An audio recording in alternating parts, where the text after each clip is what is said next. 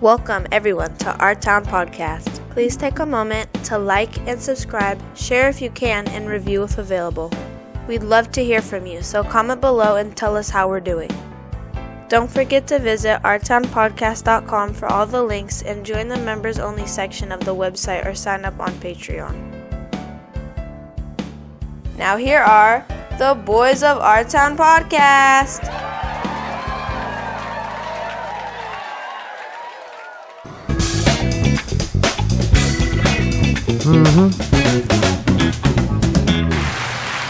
Oh, thank you. Thank you so much. Yeah, hey. Is it time? I think so. Oh, good. Yeah. Awesome. Well, thank you, everybody, for being here. Welcome to another exciting edition of Our Town Podcast. Yeah, extraordinary. Yes, it is, boys, episode 129. What? Wow. Yes, and tonight is all about hot summer nights. It's happening right this moment. Yeah, but before that, boys, tonight's safe word is something special. I have to actually play it for you, so bear with me just a second. Here it is.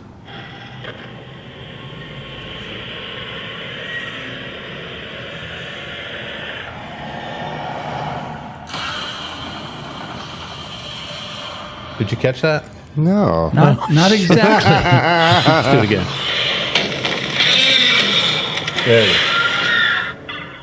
go. That's the safe word? That's the safe word. It's basically I can't do it's Godzilla, damn it. I knew it. Because Godzilla. So if you're not feeling safe, just yell out and we'll stop this here program and check on you. And you folks can do it at home too. Just hit pause, yell out and breathe into a bag for 10 seconds and then hit play again. Godzilla Boys starred in 38 movies, basically with the same formula. And he, 70 years old, he finally wins his first Oscar. So, boys, never give up on your dreams. Yes. Thank you, Godzilla. Boys, summertime. It's been a crazy week this summer, beginning in July here. We're in the first part of July. The BBB has passed the Senate and has now passed the House with the Senate changes. Just today as we're recording. So I guess old Trump's going to get his 4th of July wish on this thing. Will he? Yeah, he's going to sign it tomorrow. I would sure think so. Yeah. And see, I mean, the symbology is not lost on me. No. But it's kind of the opposite. It's getting back into being subservient to the powerful. Yeah. And a transfer of wealth and power. How is this happening? Pretty easily, evidently. When you have Right? Right? It doesn't make sense. weak people in Congress and Senate. Murkowski was asked about it. She said, no, it's not a good bill. It needs But we'll work. fix it later, maybe. But we'll maybe fix it they'll later, fix it in the maybe. House. They'll fix it in the House. Yeah. So she votes yes on it, which gives it a 50-50 tie in the Senate, and then old J.D. Vance gets to pull the lever. But just like, I don't know, just like with a baseball team, one error did not lose the game. Yes. You know what I mean? It's a cavalcade of errors. Yeah, all the way is through. losing our nation. Yes, you're right. You can't just blame but still, and all of them who really see what is coming, you know what I mean? And I'm most concerned about the kind of secret police, the non-lawful there are policing, so many weird things Federal in this bill. police. Yeah, what's in the bill? A lot. They always do that. They convolute things. They say, hey, look at all this great stuff. And then they slip something in the background. Yeah, most of it had to have been budget related for them to use this because it was a resolution package. Reconciliation. Reconciliation. Yeah. What's a reconciliation? It's a trick by which you can just get by with a majority vote. A majority, yes, as opposed to a 60% threshold for big items. Got it. Yeah. So isn't this a big item? This is a huge. Yeah, but that's why they did the trick.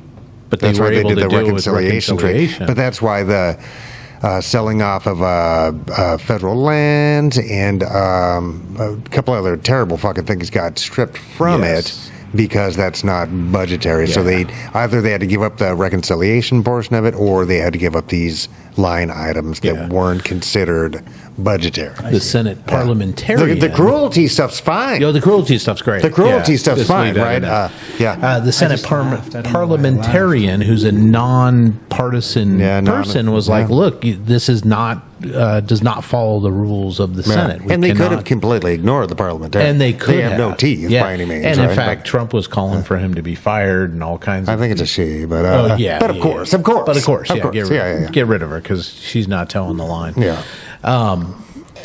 Not only the budgetary stuff, but in the secret police stuff. But I lost my train of thought. There was the AI stuff. Did that stay in? No, that got booted too. Thank you. I forgot about that. Yeah, that states for 10 years, and in AI time, 10 years is our lifetime. We're going to be terminated before then. That states couldn't regulate in any way, shape, or form AI. Yeah. And Microsoft's laying off 9,000 people right now. Yeah. It's like, and I would say most of those, kind of blowing out my booty here, but are because of AI. Yeah. Right? They're not hit by tariffs necessarily, right? So my guess is, are they overhired at some point? But I know that's AI, dude. And we're not preparing for that. Nobody wants for the white-collar workforce to be cut by a third, half, more, right? It's like, of course AI is taking those jobs, right? Yeah. I don't know. It's happening. And we're not preparing.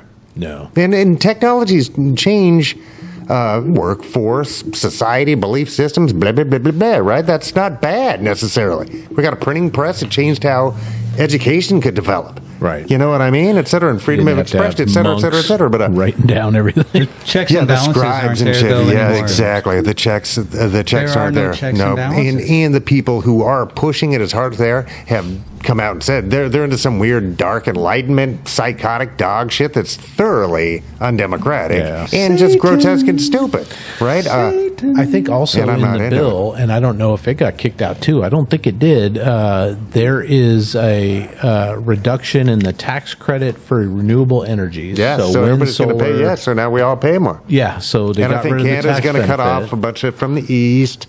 You know what I mean? Yes. It's like, and then on top of that, somebody put in a tax credit for coal.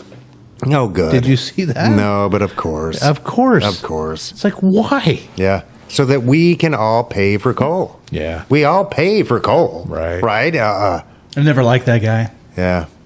Coal. Cole Porter I like. Yeah, Cole Porter is one of the finest Americans of all time. Yeah. Oh, yeah. I think we can sit and just identify all the challenging things that this bill and the example that it's presenting us as an American people give us, but what are we going to do about exactly? What comes next? What's next? Yes. If people are just being plucked off the street and brought to Florida or something like that? What are they calling it? The Everglade Alcatraz or something? Alligator Alcatraz what bullshit. The hell is that? Yeah. And just showing the direction that they really want to take this, right? There's not how many hardened criminal undocumented people are there in the U.S.? Not fucking 20 million. Right. What the fuck are they talking about? So what are you going after? So, who's next? Well, my biggest concern is what's between us and the government, right? There's nothing. It's always just been there's military, there's police, there's all kinds of laws that just insulate them from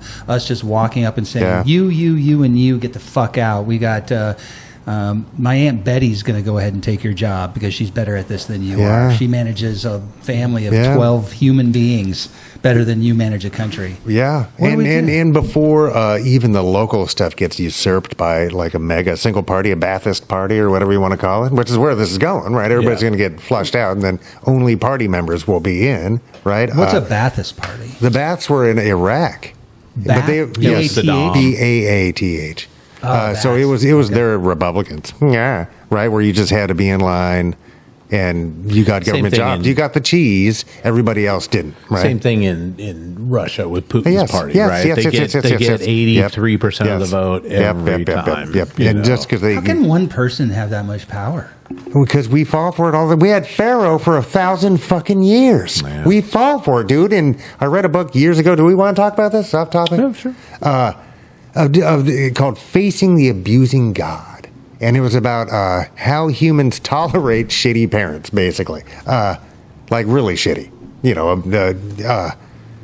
And it's built into our psychology because we take so long to develop independence, right? So we have to find coping mechanisms to accept and move within this abusive situation, right? Because we're dependent, completely dependent, right? That's the thing, and that's where we get Pharaoh.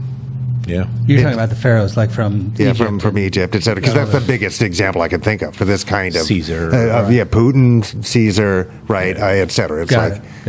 And we just go and we will in fact worship this abuse. Right, that's the cognitive dissonance that we have. Or it is, but it's because I've often spoken against children because they take so long.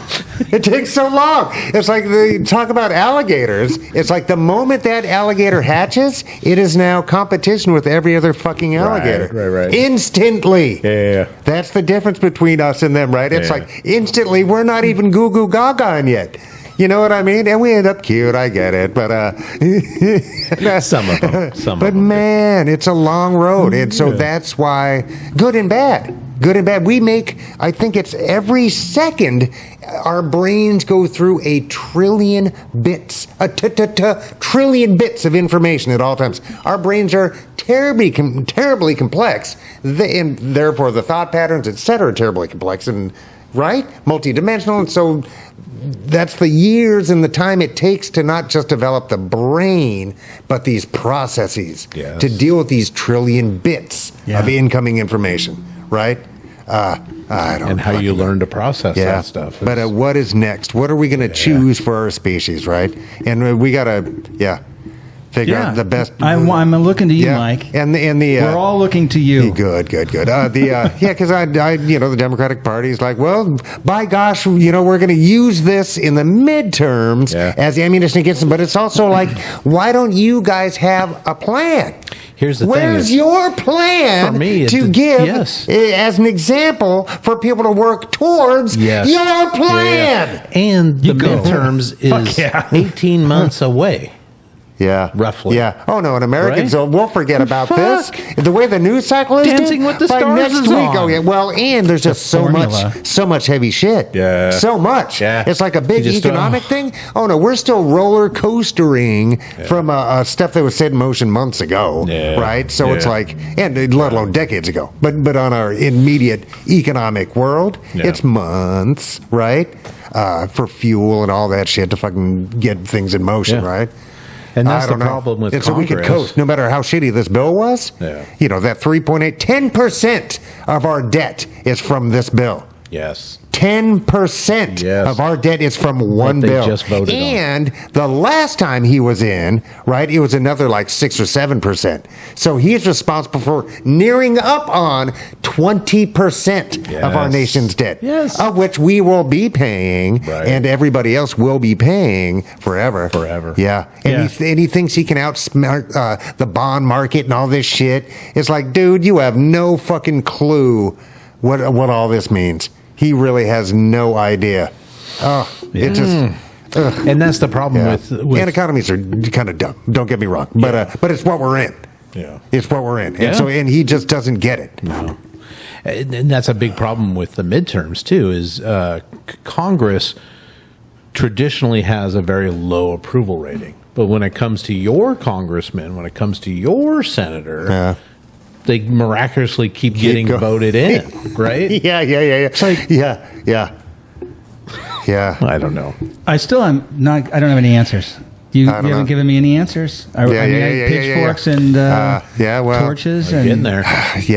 But then they would win for sure. They have private fucking guards. I'm not even talking about his Gestapo force now, but I'm talking about like the Blackwater boys, right? Did they have gated communities? No. We can't defeat them that way. No. We have to show them that we are worthy of the power that is bequeathed to us upon our Constitution. We have to be worthy of it and motivated enough to keep it and nurture it, for fuck's sake. You know what I mean? It's like we've just been coasting. We don't even have new sewer pipes. I know. You know what I mean? We've been coasting on the FDR years. Yes, and I don't know that we have amongst us the will to go through like the union fights of the 20s and 30s, right? And the 40s. Yeah, I don't know. I don't know if Americans have the will. Fuck, I don't know. To fight this shit. I don't know. And yeah, I don't know. And the we the people portion are really effectively divided. Yeah. Right, by the shitty media landscape and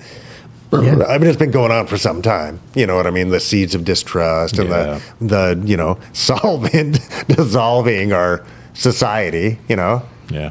And Jeff, if you show up with a pitchfork, they'll probably just direct you right to the fields. Yeah. Get to work. We got melons. Yeah. Is that in Florida? yeah. Right outside my new accommodations. Man. Yeah, your hut. But also, dude, it's like, surreal. Man, we can build a prison really fucking fast. When's the last time you saw a treatment center get put up? Right. You know what I mean? It's like,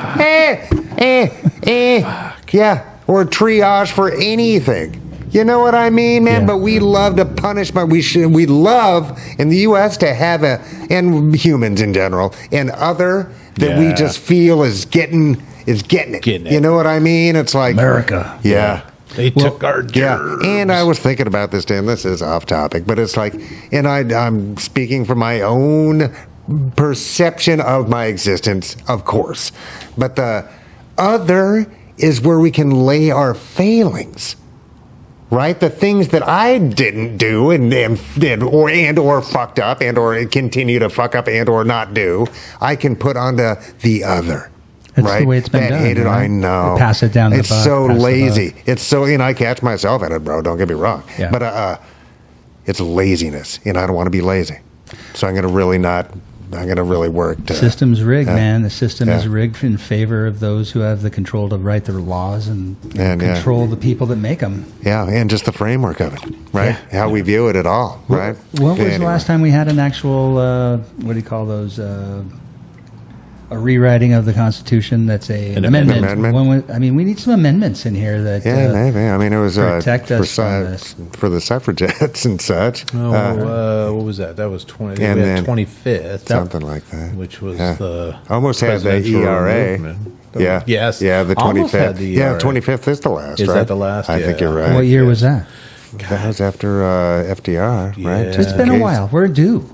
Yeah. We're due for some new changes. But it also, right now, I think the bad guys have such a really effective control mechanism that if we called a constitutional Congress, it would be worse. Yeah. They'd be like, no, everybody gets to own 3 women or whatever the fuck it would be. You know what I mean? It would be. It wouldn't be the good guys coming through. Mitch McConnell's been playing the long game for years, getting the courts on his side. Oh no, they're. But that also means all of those things can be undone and re-litigated and you put new re-legislated. Yeah. Right? Just because these tax cuts are permanent now doesn't mean they have to remain that way. That's true. Just because, all this other stuff happened. Repealed. But we have to, the hard part is the expansion of powers of the executive, because that also means that's the Department of Justice and the guns. Yeah. What's Congress doing? We got a couple of, you got a bailiff. You know what I mean? Arms. The Capitol Police, you do, but don't be silly. No. And also on that note, local sheriffs can arrest ICE agents, federal agents in general. Oh, that sounds risky. Yeah, I bet it's terribly risky, but that's something. Right. That means deputized agents of the county sheriff's department can do so. Yeah, now we're talking. So I think we really need to put pressure on local law enforcement. I could use a little not to just not cooperate, but to not allow kidnapping of people without judicial warrants. Yeah. Right after that, we have to talk to the judges about making sure people get due process, as they're all guaranteed in the Constitution, the United States Constitution. But just local county sheriffs, right? And some are shitheels, I'm sure. Sure. But I bet some are reasonable people, and they are directly the fear that's based around like the outcomes of doing such a thing. Oh, it's huge. Oh, yeah. Right. You're basically asking for whatever your gun mind battle can against come the up. federal, against the federal cops. No, it's a sounds dangerous like they've spot. got more money than us. Oh, they do. They can just print it. No, they got airplanes. They've got drones. You know what I mean? Yeah. It's like, but it's a thing. You know what I mean? We don't have a whole lot of options. I know. Right? So that at least is something. Yeah. Right? Let's do it. Let's do it. Yeah, get deputized, Let's bro. get deputized. Oh, yeah. I'm the new marshal in town. Who's the shakiest gun in the West? I'll be Don Knotts. With the one bullet. To get one bullet, Andy. You'll defeat crime with a slide. The soundtrack of your life right there. Man. Oh, my God. Fuck, I don't know. Anyway, sorry. Let's move this No, on. you're good. I was going to talk more about Trump, but I don't want to. Boys, did you hear about this shitty Idaho firefighter sniper? Yeah, that's awful. Yeah. What That's the awful. fuck, I don't know, man? that's awful. So he was a Who's mad at transient fucking dude. firefighters, Yes. dude? What the fuck? Yeah. My understanding is that he, at one point, wanted to be a firefighter, didn't make the cut, whatever. But people were telling him he had to move or something because he was living in his car in a national park or something. Man, he just had nothing. Anyway, to lose. he set a man. fire to lure them in, and then managed to kill two Yeah, and that's wound awful. Yeah. And then he either took his own life or law enforcement. Yeah, I'm not sure which. That's awful. That's just awful. Yeah. Ridiculous. Yeah. Yeah, people are. It's kind of like the guy that had that kid a dozen years ago, and they were in Florida or somewhere south, and they drilled a hole in the trunk, and then they were sniping people at the DC gas sniper, stations. dude. Oh, yeah. DC, Yeah, him. Yeah. People come up with some yeah. fucked up shit. What the fuck was that, dude? Yeah, we forgot all about that guy, right? Right. Oh yeah, and with the youngster to boot, man. Yeah. How come nobody made a weird movie about those guys? I think there is did a they? movie. Yeah. Of course there You just is. don't run in those It's circles. starring Tom Hanks. Directed by Quentin Tarantino. No. Tom Hanks as Yeah, Angela yeah. Lansbury Yeah, as the... that's But the they DC sniper. caught him, right? Yeah, And now they he did, yeah. does John a Wayne Malboy or something. plea deal. something like Did that. he do a plea deal? I don't I remember. think he's in prison. I know the kid, I think, is in prison for sure. I don't know if he... I don't remember Yeah, now. he did a plea deal, is what I heard, and so it's like to Because avoid. that's just shitty. That is, avoid I mean, the that's death terrorism. penalty. Even if it's not politically motivated, hell, it's Right. not. I don't know. How many I died? I don't know. Do you But know it's how all- many died? I think it was under 10, but Yeah. higher Man, than 4 yeah. or 5. So Yeah, it's just randomly shooting at people. randomly So shooting shitty. fuckers. These people that are protecting us, you're just going to be taking pot shots Yeah, at that's people that you awful. set Yeah, up and put that- into yeah, that setting position them in the up. first Yeah. place. Set them up to come. For the ambush. Yeah, that's nasty. Lame. What a piece of shit. Yeah, well, speaking of piece of shit, Brian Koberger, the guy that murdered the 4 kids Yeah, over in dude. Idaho, Yeah. he accepted a plea deal finally To avoid the death to avoid penalty. the death penalty. Yeah, man. Yeah, not on the campus of Wazoo, but near, right? No, it was across the border of the campus of yeah. the Vandals, sure. University of Idaho. That's what I was getting it mixed up with. Then. Yeah. I'm sorry. I think he was going to school at Wazoo. For like criminal justice or something, right? No, I thought he was could get away with it. Yeah, he wanted to be a serial killer. He really was looking forward to it. Yeah, Gross. what a fucking dingbat, dude. I heard some of the families are not What happy the about fuck? the plea deal, but Yeah, I don't know. That's- yeah, I mean, you could spend the time, to what? Give I him the don't death know. penalty? Yeah, I don't and know. you could sue him for invasion of their or breaking their human rights, right? Yeah, Stuff like maybe. that. But yeah, I mean that's prosecutors. Yeah. What do you do? I mean, Yeah. You not a lot. gotta do something. Man, that's awful. Humans, I don't know. That's a trip. And we really are, as our resident philosopher has shown us, these are the most, by far, the most peaceful of time, the least barbaric of times. Yeah. Right? But Maybe on everything's a being projected. grand scale. The difference is that we're being, whatchamacallit, it's being televised to us every moment. So, yeah. Everybody's problems being on pushed every back corner into of it. the Yeah, earth. yeah. We weren't meant to absorb that much drama, yeah. and it puts us in that state of fight or flight. I think All the time. All the Yeah, time. adrenal function all the time. Lots and Yeah. lots of, And that's where that cortisol. which just adds to our heart disease epidemic. The number one killer of humanity. By far. Pfizer. Yeah. Right? And pulled pork sandwiches. Which are delicious. Yeah. You don't eat pork. I can confirm they are delicious. Boys, another court case. P. Diddy was Yeah. found only guilty of 2 charges out of the like 5 or 7 that were on him, and these seemed like they were sort of the lesser of the charges, right? Viewed, I think it was guilty of transportation to engage in prostitution. But none of the racketeering stuff, none of the kidnapping, all that shit, the arson, stuff like that. But it does highlight the ugly underbelly of what he represented and what he is. I don't think anybody's like, oh no, he was really a great guy. No, he's a great guy. I want to be friends with him again. But were they coerced was the question, right? Yeah. And I guess not to a reasonable doubt to the jurors. You know what I mean? It's like, well, I don't know. I was not presented with the but you can still be pressured. Just like, how come you didn't leave your, means, you know what I mean? It's like, because... Well, in that industry, if you don't play along with you get blackballed, right? You get pushed out of the whole system. And if you got addicted to money and fame and riches, you'll do this about anything. It would be hard to set aside. Condition. And I think one of them, he's got, there are sex tapes. So, and he had said there were text messages that said he would release them or whatever, but... So that seems like a coercion tactic to me. Yeah, right? For real. Yeah. Although maybe that's a money-making opportunity. I don't know. Like, depends. Maybe Tom Hanks will make a movie. Hey, Tom Hanks as P. Diddy.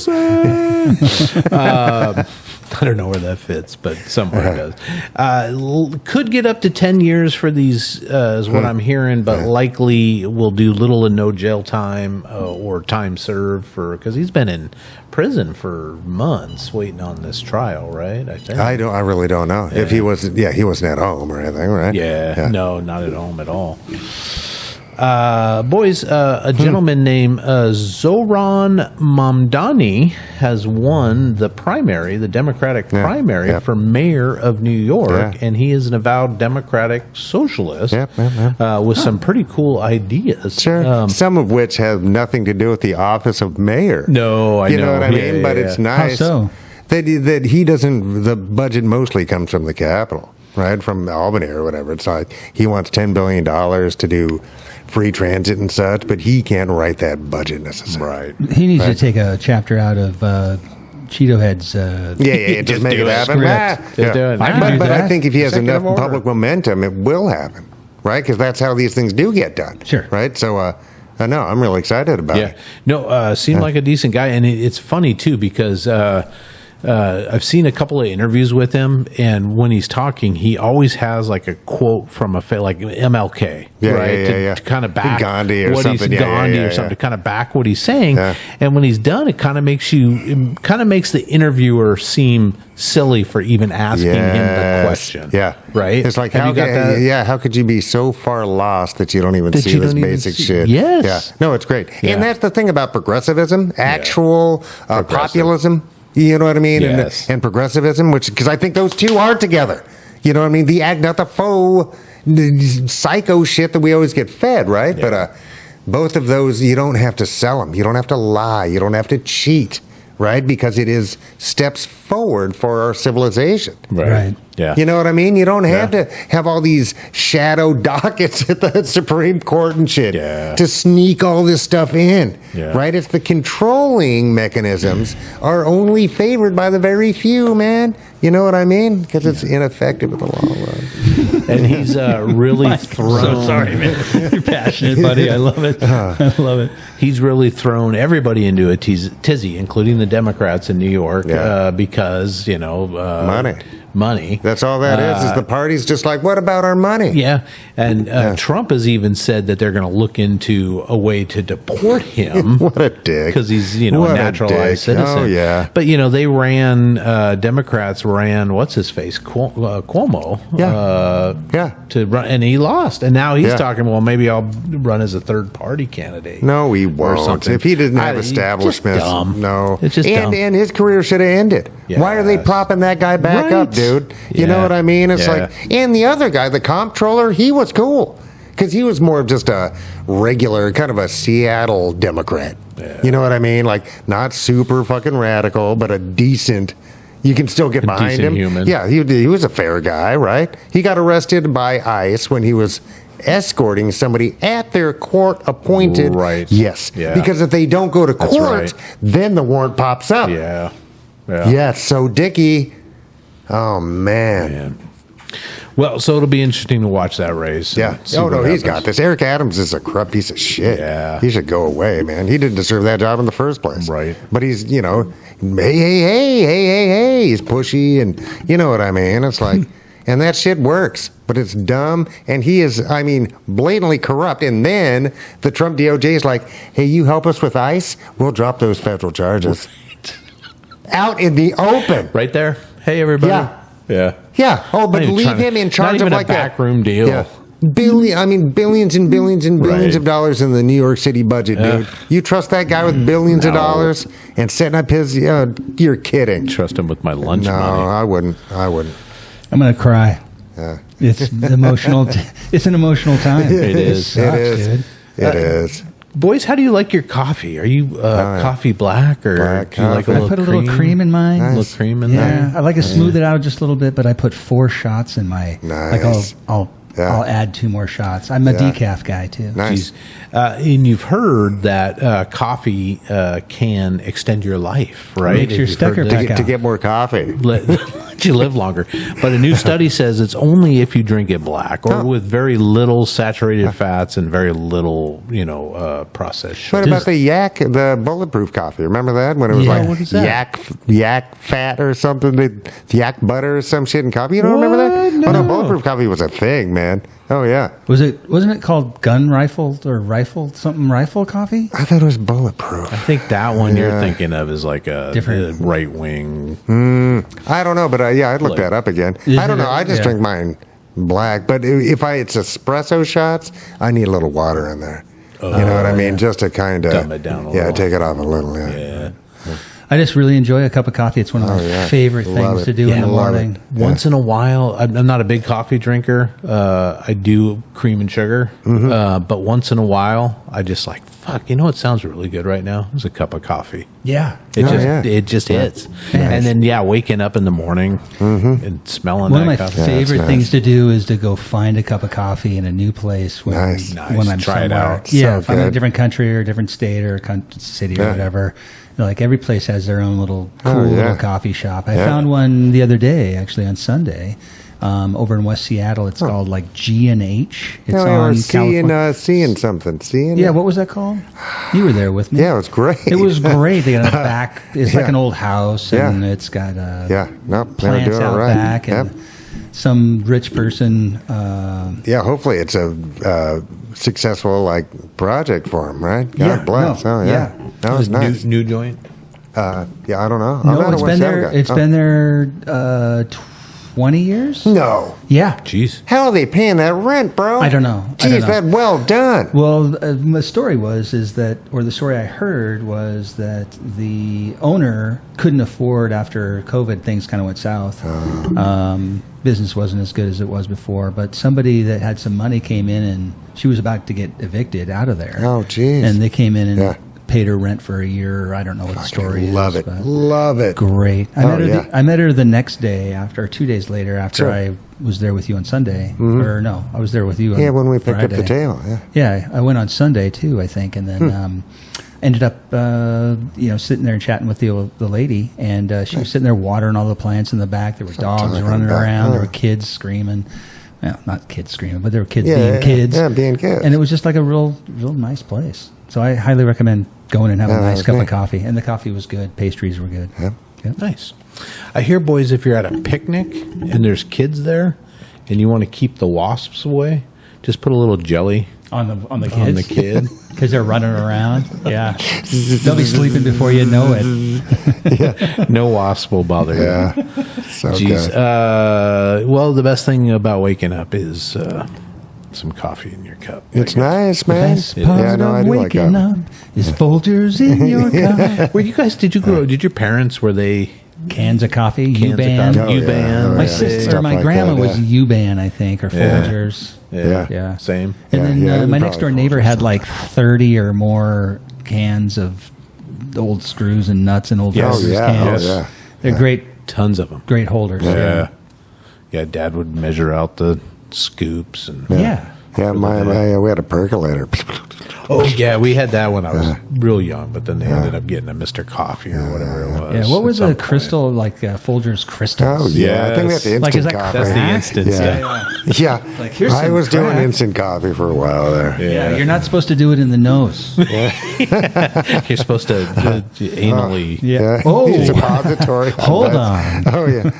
pop it right in there. Well, speaking of suppositories, boys, Jimmy Swaggart has died. Yeah, fuck that piece of shit. Fucking guy. Speaking of suppositoried right into hell, I hope. Cousin of rock and roller Jerry Lee Lewis and country singer Mickey Gilley. Oh, I didn't know that. Yes. He was actually played by Alec Baldwin in that horrible Great Balls of Fire movie with Randy Quaid. Yeah. He was actually played, Jimmy Swaggart was, by Adam Baldwin. Massed a huge following in like the 70s and 80s. Was one of the first big TV televangelists, right? Yeah. Like the Coast to Coast one. Was he the one that they put like fart noises to in the videos? Where they, so. he'd be like, oh, yeah. Right? We just edit in nonsense. farts. But he could cry on command, dude. Dude, cry on command. Yeah. God, won't you? Did he have the plane? Did he have the plane? And I'm like sure. he was the guy that had the plane. He said, "I that might can't have be been on Oral the." Roberts. No, I think it was Swaggart, where he was. You can't expect me to fly. Fly with these demons. Yeah. With the unwashed man. masses. Yeah. Because what would Jesus do? Yeah. Fuck. Yeah. By the late 80s, his penchant for sex workers became known, and he was videotaped by, I think, another preacher hired like a private investigator to follow him around and get dirt on him, and sure enough, filmed him hanging out with the hooker, basically a prostitute, and then he had to have his tearful, I have sinned against you. Oh, man. And people just ate it up. And we're like, how could we have fallen for Trump's spell? Yes. It's like we were massaged, you know what I mean, by guys like this. Yeah, They sure. did. But the 700 Club Yes. had millions of Power viewers. of television, man. 700 Club's Millions. still on. I don't know. Even But though it's, what's his face? it's just, man, it is anti-reason. Yeah. How dare they? But how dare we just fall for it, man? Yeah, we're being entertained to death. Literally. Who was the guy that had the Crystal Palace or the That Crystal was Oral Chapel? Roberts. Was that wasn't it? Oral Roberts? Oh, man, God. No, that was. Yeah. No, I don't think it's Oral California, Roberts. right? Yeah, I don't remember now. Someone like that, though. Yeah, at one point, Swagger called Roman Catholicism a false religion, not being the Christian way, and then claimed that Jews suffered for thousands of years because of their rejection of Christ. So it's all they shouldn't have rejected him. Well, at least we can read, bro. When you say something enough times, like Trump does, it becomes truth for the people that want to believe. That just It's the same thing with religion. If you just keep repeating the same BS over and over again, and I'm not saying it's all BS, I think there's something to be said about studying the Bible and studying what it means. Sure. Not just literally. But any of that would be participatory. That's any correct. of it. Yeah. Any living God wants you to interact with the living God. Yeah, we're just What the fuck? we're a powerful being. I know, and that's reason and religion don't have to be counter necessarily. Yeah. Right? Because they're both participatory activities. Yes. Right? Yeah. I don't know. But the lazy thing, you know what I mean? That annoys the shit out of me. It's everywhere. Politics, religion, my bedroom. All right, Charles. Boys, let's go on to something fun. Summertime. Summertime. Yeah. Nice. Yeah. It's summertime right now. It's sunny out there. summertime right now. You would know that by looking at us, but It's true. first day of summer, of course, is called the summer solstice. It's the longest day of the year in the northern hemisphere. It usually occurs around June 21st or 22nd. Marks the point where the sun is the highest in the sky, and many cultures celebrate the summer solstice with festivals and rituals. Yes. I know for sure that Jeff is out dancing naked. Yep, I've done that a couple of times at the old Burning noon. Man. My birthday's in August, and it just happens to fall in Burning Man. And I did spend an evening on my birthday in 2014 in my boots and a bandana and that's it. Oh no, I had a sash on that said "birthday boy." Nice. Yeah, that's nice. I got a little bit of attention for that. Nice. It was fun. Nice. But that was a great experience. Well, Sammy Hagar, I think, said it best when he said, "Summer nights in my radio, that's all we need, baby, don't you know? We celebrate when the gang's all here. Hot summer nights, that's my time of the year." Thanks, Sammy. The poetic words. What, for you guys, and we'll go around, but like when you were a kid, what did summer mean to you? Oh, man. Summer meant to me? You're pointing at me? Start with Jeff. Well, you get out of school, first of all, right? You get out of school and it's June 11th. And all of a sudden, it's July 4th. Yes. And that's a great time. But what July 4th represented to me was kind of like, oh, we're almost done with summer. Summer's going to wind down. There was all this like anticipation and anxiety associated with having to go back to school for me. But the greatest thing was to go out to Lake Sawyer and to hang out with my Uncle Dale and Aunt Sheila and fish and learn how to what do you do that when you're behind a boat. Water ski. Oh, that's neat. Yeah. Water skiing. That's where I learned how to water ski. Rode horses out on the power lines out in Maple Valley, and those were fantastic. Wow. And then, what age was that?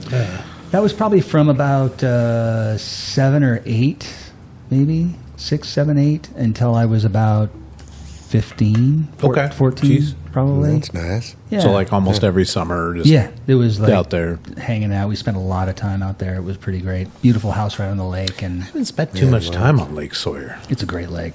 Yeah. They were in the Power boats? No power boats. power boats. Okay. Yeah, it's big. Oh, enough yeah, for Oh, water there, skiing. water skiing there. Water There you go. skiing, yeah. Just a really good rower. There's some fast ones. Yeah, they were Sounds huge. Yeah. What about you, Mike? What was it? Getting out of school, going down to the Cedar River, or the old Coulon that had kind of a weird little I don't remember that one. stream that ran through it that had a bunch of crawdads. Race boats. and Is the shit. stream where they have the walkover now? Like Kinda. in It that was area? near there. The I think that might raised be. area? Yeah. Yeah. Yeah, you've said over the course of the last few episodes that you've really spent a lot of time on the Cedar River. Oh, yeah. And on water Yep. during Oh, the yeah. summer. Yeah. Did you ever find any places on the Cedar River to jump? Like, did you places Yeah, to it's jump Stoneway off? for sure. Is that Yeah, it was. by man. that building that's right there by where Yeah, Stoneway there's was? like a weird corporate building 4-story building or whatever. Yeah, and so 3-story building. right behind there's a trail that leads to a concrete wall. Yeah. It's like the holding area for where they spray off the trucks, or at the time, right next to a salmon-bearing river.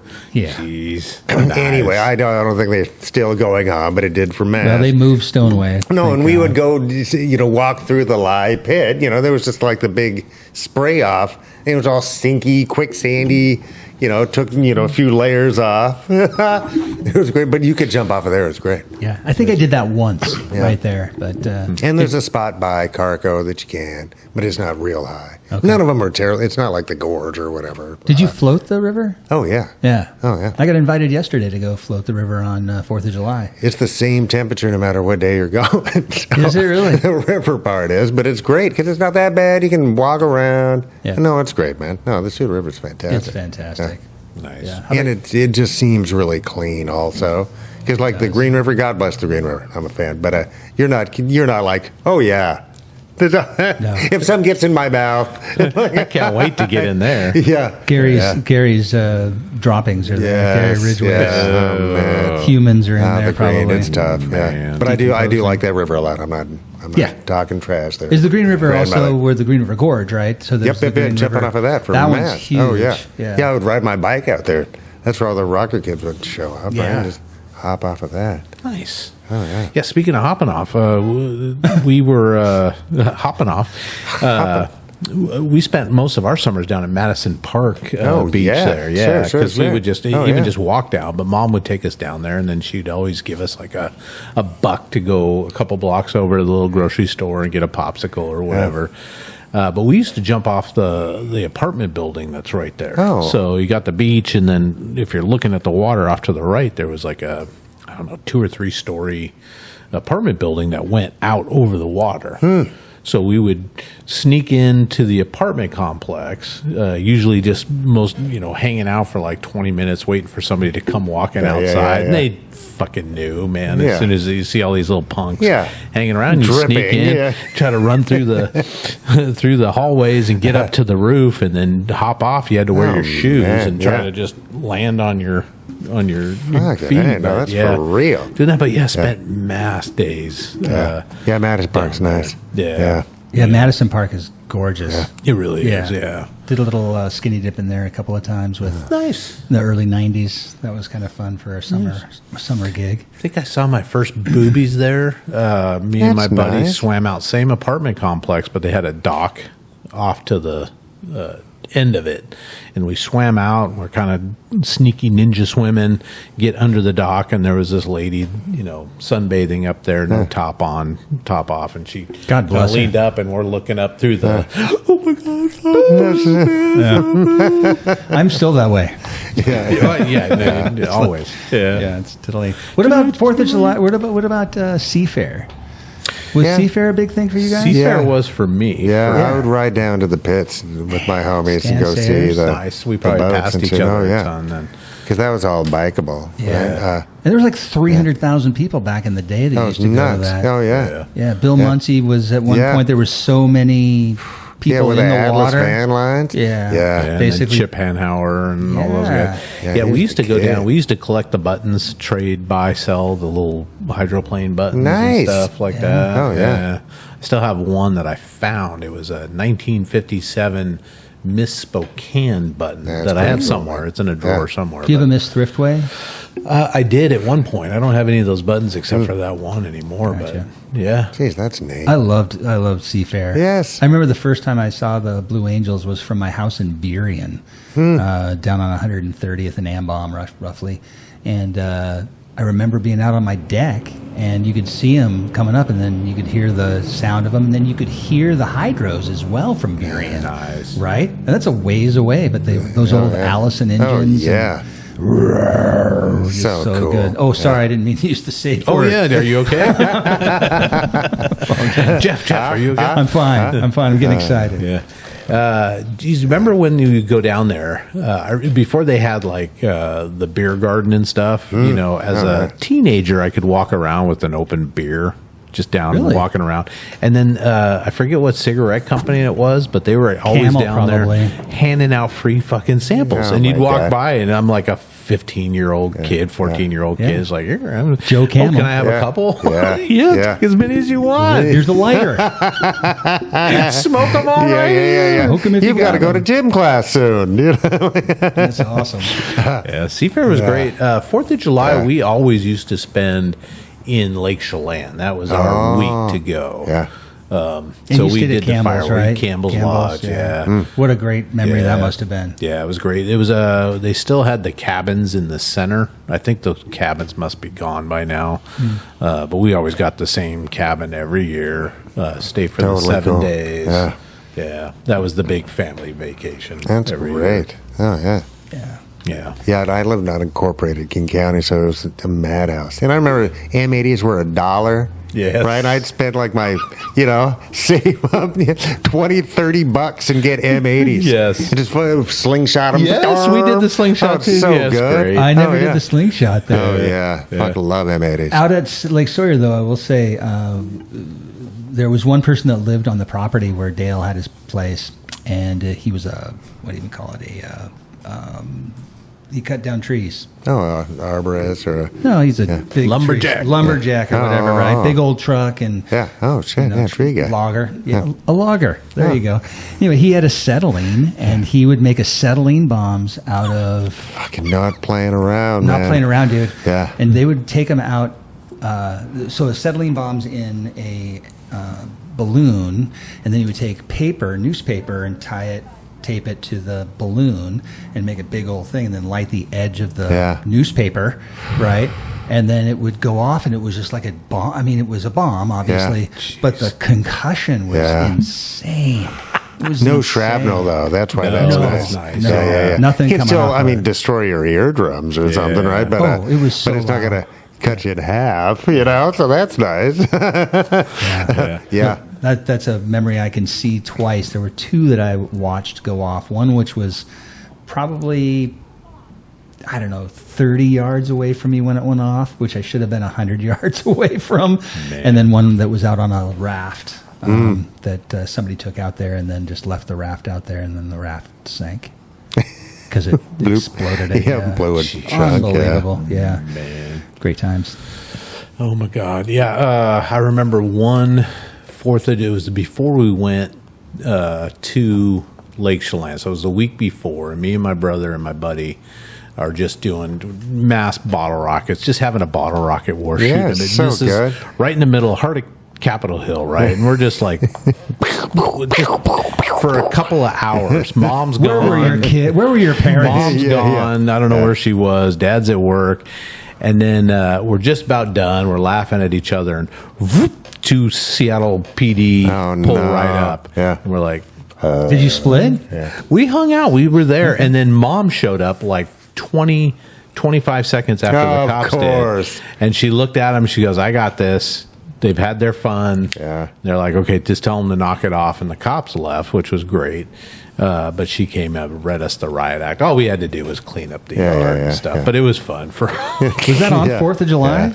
This was like the week before. So we would buy all of our fireworks. We used to go to this place up in the Muckleshoot called Safe and Insane. It's one of those little stands, but it's far up 169, I think it is. Nice. I don't know if they're still there, but that was the place to go. Safe and insane. So good. Yeah. Do you ever know anybody that lost a finger? No, not that I can think of. Not like from that? fireworks. Only thing, my brother one year on the 4th, it's dark out, and he's got. Do you remember whistling jacks? Yes. Yeah. He had a whistling jack because those would pop. They're like a firecracker, if you don't know, that would spin like a ground bloom flower, but then it had a pop, but it was small. So he was just fucking around throwing them. He had my buddy lighting them, and he was trying to throw it, and it got just outside his finger, and boom. It just split open. Oh, man. I think he's got Scars. He's got like gunpowder under his skin to this day. That's fucking metal, for bro. years. But he had to go to the hospital on the 4th of July. Is that his picking hand? That's his picking hand. Oh, yeah. Get stitched up and everything. But no worse for the wear anymore. But that was a crazy. Yeah, no, that's intense. Yeah. Doesn't Tony Iommi's like missing a couple chunks or something? It's like still plays great guitar. So good. Yeah. Yeah. There was a time when I was at Fran Leonard's house. He's an old employee of the Whistle Stop. Beloved man, miss him dearly. We were partying at his house, and somebody took one of those mortars and put it in the actual mortar ball itself with the long fuse, put it into a too big of a tube. So there's multiple different types of tubes. Sure. So it doesn't launch. Yeah. Right. So it just kind of pops up 50 feet or 20 feet or whatever it is, and then goes off. Caught the neighbor's house on fire. Yeah, Oh, shit. man. Not the house, but the bushes on fire. I was like, oh, this is how things go south. Yeah. I'd never seen that Quickly. before. Yeah. Very, very quickly. The neighbors were out there spraying it down. And everything. Man. I can't remember. I think that was Josh. Do you remember Josh? Bauer? Oh, sure. I think it was Josh Bauer that did that. That tracks. Yeah, possibly. Nice. So hilarious. Or Casey, I don't know. It's probably one of both of those guys. It sounds like something I would have done, but that just lucked out that time. I do have one more 4th of July story. Is that out at Melinda's parents' house, they had a cabin, not their house, but their cabin out on Lake Pend Oreille. There would be, jet skiing or skiing. What do you call it? Water skiing? Water skiing. Thank you. Water skiing, and then they'd have a huge. They'd buy hundreds and hundreds of dollars worth of stuff, and then out on the dock they would do this big fireworks display. Just a fantastic time. The neighbors, everybody knew everybody, so there was just a real camaraderie. Big barbecue, and then they'd make ice cream every year. They'd have two big hand crank ice cream guys, and everybody would get a chance to spin the ice cream. They had the rock salt and everything, make a strawberry and a vanilla or something. Nice. But that was always really great. And then we'd sit around by the fire afterwards and watch some fireworks and eat some ice cream. Nice. Yes. Pretty great. Great memories. Yep. Yeah, that's how it was out at Bonnie Lake when my parents were around too. Yeah. Dad would crank it up, do the vanilla with the blackberries. Lake stuff. Right on the lake. Best. Yeah. We'd have like 4 different little pockets of people doing, because they have we've got like, I don't know, half an acre or something that goes, the house is up here and there's a drop down and then a big field and then the lake. So there'd be pockets of people doing all kinds of fireworks and you'd just be like shit flying up behind you. I remember one time Dad did one of those mortars and it did the same thing. It went up just above his head and blew. Oh, man. And everybody hit the fucking deck, right? We're just, Oh, yeah. because it was like right in the middle of the field. Something's going to go wrong. And it's smoky, and I'm like, Dad, are you okay? Dad, where are you? Because I couldn't see him. And then you just hear this fucking laughing. Nice. He's like, holy shit, did you guys see that? What was your dad's name? Cliff. Cliff. That was cool. Yeah, he's a good guy.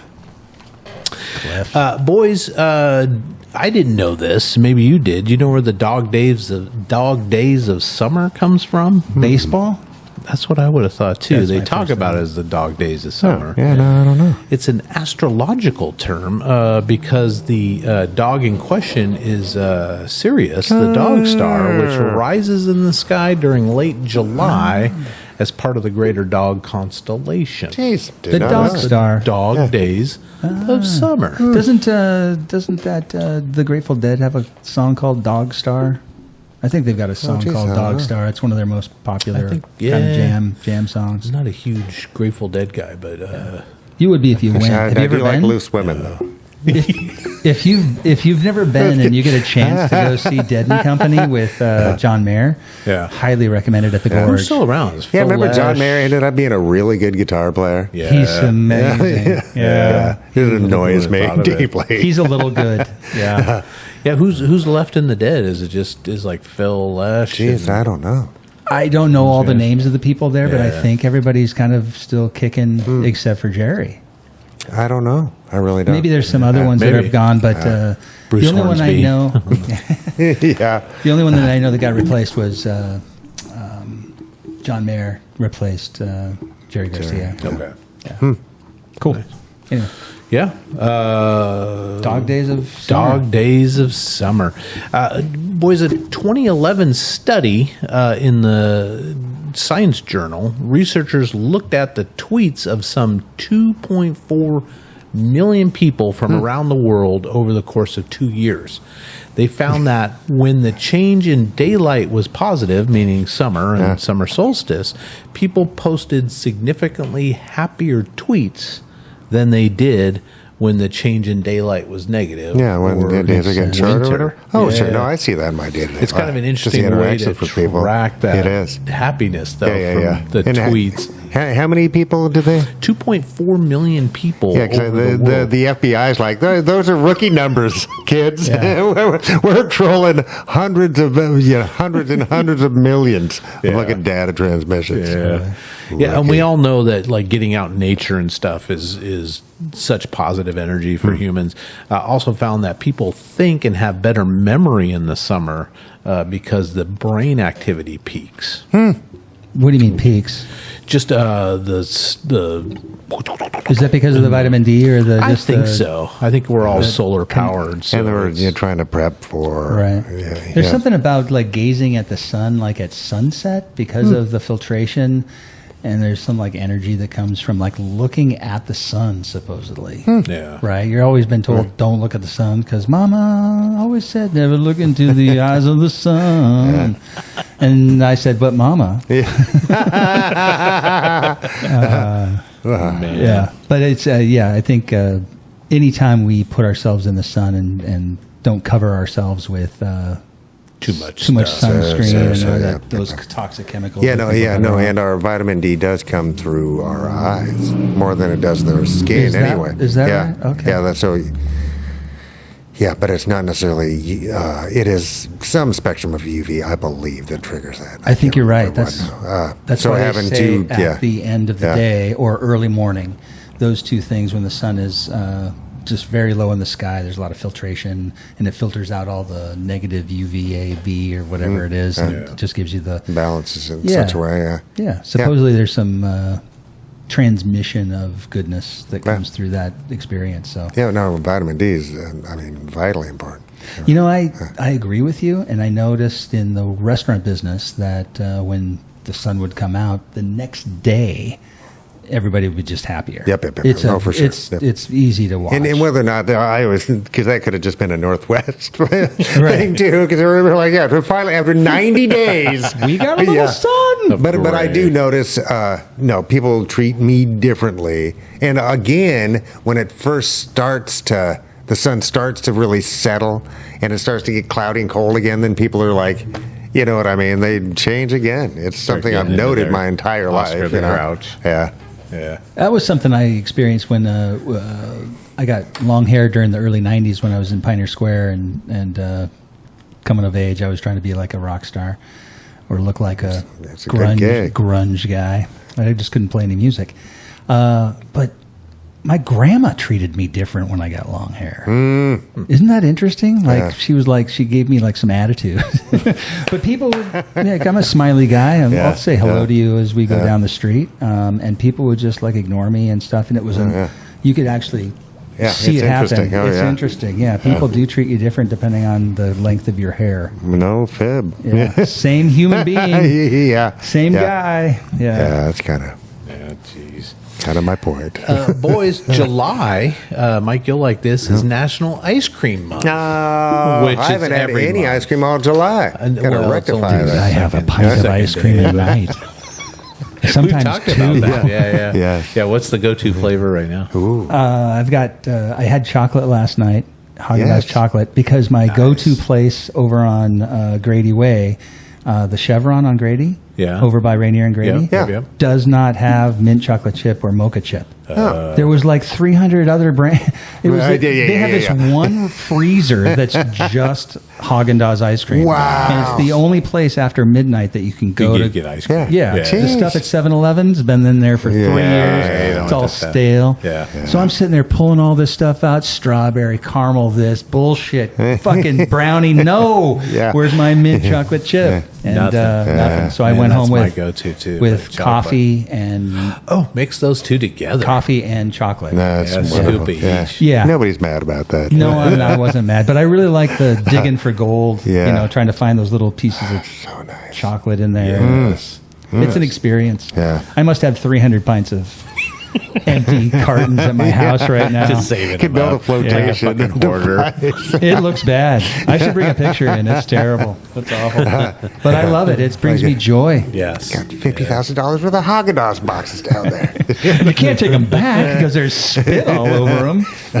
Oh man, Mike, what if you could go grab a scoop right now? What would it be? Well, geez, just like just about anything else, it's the one in front of me is my favorite. But especially on a hot summer day or something. Yeah, it's a cone. I know chocolate's solid. I'm never mad about that. Never mad at chocolate. I do like pistachio, and last time I went, it was just 31 flavors. And I think I got their Cherries Jubilee. Oh, nice. Just because it's nice. Yeah. You know? It's very good. The only one I would avoid, and I'm not mad at, I'm like not kicking it out of bed kind of a thing, is just anything with nuts in it. Yeah. What are you doing to me? What are you doing? Yeah, it doesn't have to be there. I don't need to be healthy right now. Yeah. This is not granola. Did you guys ever have Quarterback Crunch from Baskin Robbins? No, Do you remember Quarterback Crunch?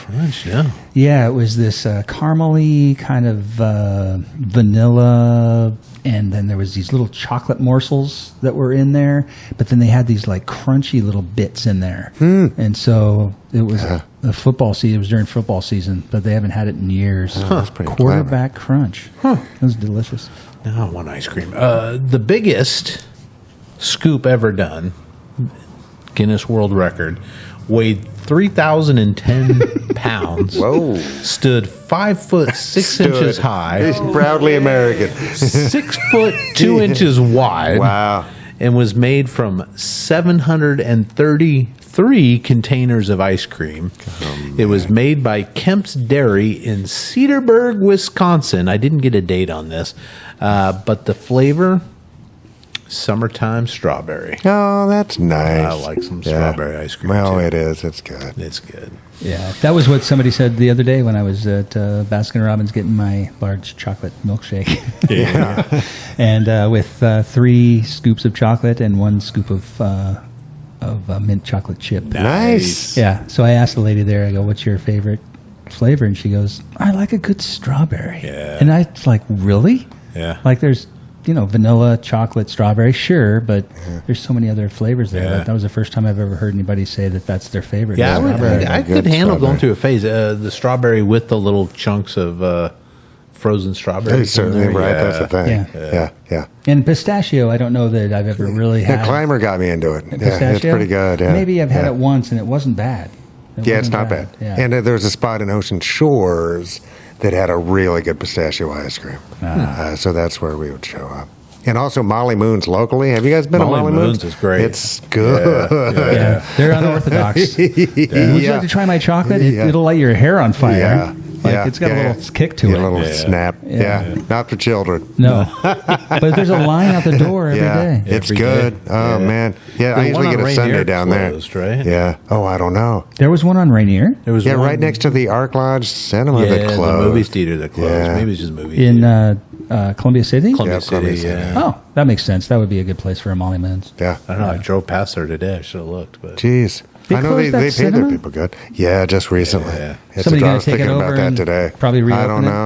know. I'd like to think so. There's always somebody why waiting can't to we open be up a millionaires, cinema. dude? We would do so much cool shit. good stuff. Right? It's Good like stuff. Yeah, because Art House Cinemas, I was thinking about that today. Off topic, but they're neat, man. And I know we can all go home and have great headphones and watch in Right. 4K Right. and be left alone. But there is something about Being in a theater. yes, screen yep. experience, And yeah. and even the small like the Seven Gables and shit like that. They were a smaller art house, but that's how you get to see weird shit. Yeah. Right? You don't want to see a Marvel movie there because it doesn't have the same scope. But that's why they get movies in there from just obscure, cool shit that doesn't cost them $1 billion. My to Life show as a up. Dog. Yes. That was Yeah. My Life as a Dog. Paris, Texas. Yeah. Well, and they also, what was your favorite one in Capitol Hill? They had the Egyptian, they had the Harvard exit, they had the I had some really good times at the Egyptian. Broadway theater. Yeah, Broadway was our go-to. Oh, Right. sure. Those were first run Or stuff. we Yep, would drop yep. down the hill and go to the UAs down on The UAs were great, dude. 6 and Bell. The UA 150? Yeah, in the 70, Yeah. That's where I saw Star Wars. That's where I saw Star Wars, Yeah. Yeah. I would have liked to have seen it. Did it play at the Cinerama back in the day? I think it only remember. played at the UA 170. They wouldn't have had it play down the street. No. Because that was just down the street Oh, from man, they would the have Cinerama. loved to try. It was right up the block. Yeah. And then that became the theater, like a punk rock theater. The UA did. Punk Rock Theater? Yeah. Like they were monastery? doing shows. No. Another yeah. Oof, I start to itch. Those were the days. Oh, man. Get a mohawk and get going. boys, any hot dogs in your future tomorrow? No. So you're not contributing? I will if I have to. Yeah. But is there a rule? Am I going to Sweet be? talk. Am I going to Florida if not? Americans eat enough hot dogs during Independence Day to stretch from Washington, D.C. to Los Angeles 5 times. No way. That's a lot of hot dogs. That's a lot of hot dogs. That's a shit ton of hot dogs. Because let's say That's how many. a stat. That's a lot. Yeah. Well, because I mean, are they half a foot? Are they? I don't know. What are they about? Yeah, because that 8 would be. inches. And it was 3,000 miles. Yeah. 5-6 inches. Show Just shy natural 8. size. Just shy It learns to show texture. I don't know. We went to Costco the other day, and the wife got a hot dog, and the fucker was like, Yeah. I was like, Oh, from what the food court? Was it From good, the or was it just Costco? awful? Yeah. She said it was good. Yeah. right. I didn't You eat can't it. 'cause fuck it's up a hot beef, dog. but- Yeah, It's you're just right. It's processed just salt. salt and fat. Yeah. Yeah. Hot salt, Boiled. fat. I'm sure it was boiled. I used to eat those fuckers raw right out of the package. Yes. I don't think you're supposed to do that. Probably. Yeah, you I don't can. know. No, they're Oh, pre they're cooked. still And there's here. so much salt, what nothing they can live say. in there. There's so much Fuck salt. that. They're like, It's like the moon of Titan. And they're all like pale and like jaundiced looking. Man. Oh, horrible. I do like a good sausage, though. Yeah, I bet you what's do. the go-to? Flag that. What's the go-to toppings on the hot dog? Whatever they have. I'll Used put to be every single just- thing they have. together. Oh, yeah. Used to be just ketchup and mustard, Mustard, but I've started to put relish and whatever Fucking you I do. got. Cabbage. I don't give a Mayonnaise. fuck. Yeah. Cream Yeah. cheese. No, I'm Cream getting my fuck because they're like $12 now. Yeah. I'm getting my I'm 12 getting bucks. everything in there. Oh, yeah. Yeah. Where's that place that we had when we were getting out of a show or something in Yeah. Pioneer Square up on Capitol Oh, Hill? yeah. There was some guy that Just a was just dude. like jamming Yeah. some music, and he was Oh, like, yeah. everybody pour out on yeah. the street, Yeah. and then you would have a. During COVID, there's Onions. a guy, Dante, and I can't remember the name of his business, but Dante had a bunch of trailers that did the sausages and stuff. And he would go to businesses, and it was like big businesses. We knew him because our friend works at Valve Software. Oh, yeah. And Valve would bring in a different food truck every day for the employees. Cool. And one of in the rotation was Dante's. So when COVID hit, Is Dante's like from U District? Like I don't know. I Dante's? thought he was downtown Seattle, but he could be. He could have a. Oh, there's a club. Store. Yeah. Yeah, a bar or yeah, whatever, bet, Dante's No, bar. I think he's just the dog man, just Okay. a hot dog dude. I gotcha. But she had him come to her house and then alerted the entire neighborhood that, hey, I've got this guy, Dante's. We're going to practice safe distancing and stuff just to help the dude out. And then we had him up in our neighborhood one time. And we just went around the neighborhood, just let everybody know we're going to have this guy in. He's, Yeah. but social distance. We're Yeah, gonna that's put fine. chairs Yeah, out, yeah. that kind of stuff. Who's a hot And he dog guy? Fucking phenomenal, man. But Nice. got that Seattle style. You got the cream cheese Yeah. on there Yeah. and the Grr, grr. relish There's and the nothing wrong with onions. that. Yeah, so good. Yeah, the Oh, grilled yeah. onions, Grilled onions. So the whole good. thing. mushrooms. Yeah. Oh, yeah. No, turn it into from a simple, ballpark Frank into like 1,200 calories, 2,200 calories if you can push it. gourmet. Yeah. Gourmet. Oh, Gourmand. Oh, jeez. Yeah. I'm You gonna guys been go to have one Chicago tomorrow. and had a Chicago dog? I've never been to Chicago. I was, but I didn't get a. You get a Chicago. hot dog. We had to. Yeah. That and deep I got pizza. Yeah, I got Yeah. pizza and some kind of. We were at a sandwich or a Italian joint who had like USA Today chose their sandwich as the best sandwich, like Nice. a breaded cutlets in a marinara sauce sandwich. I was like, It's hard to say. No.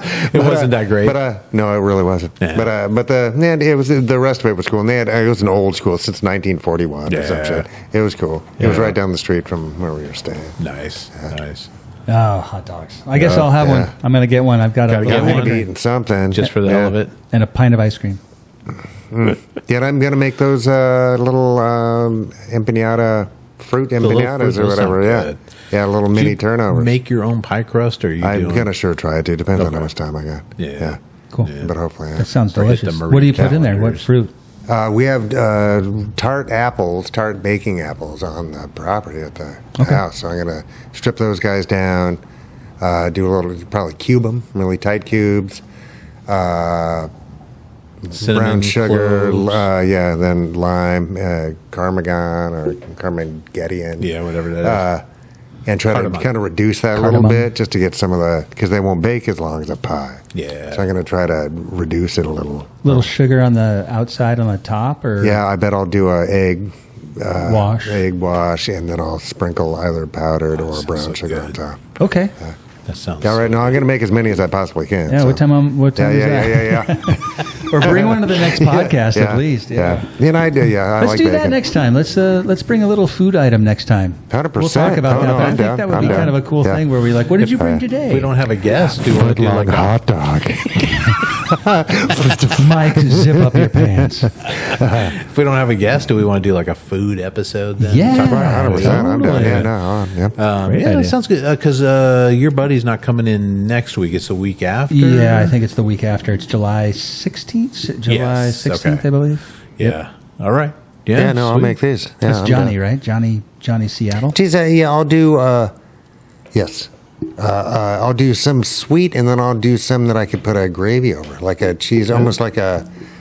Yeah, like an empanada, but my own version of it. Yeah. Yeah, I'll do that. I'll do some sweet and some savory ones. Savory yeah. ones. Yeah, we had the empanadas at Soul Food Sunday. Yeah, they were good. Oh, yeah. I missed Yeah. that You missed one. out on Yeah, it. it You was had a hot good. date. But, Oh, yeah, no, well, I know. What did you think about the empanadas? Fuck, I was into it. I Yeah. had brought one home and I forgot about it. Oh, no. Yeah, I just, that's why I eat so much when I sit down. Yeah. It's because You know. leftovers die at my house. Yeah. They just die. Yeah, thanks for that little bit of catfish that I took to Oh, my yeah. date, because I Yeah. would have been dwindling if I hadn't. Yeah, That's that was all good. I ate until I ate at the Nest Oh, later man. on that night. Yeah. So, yeah.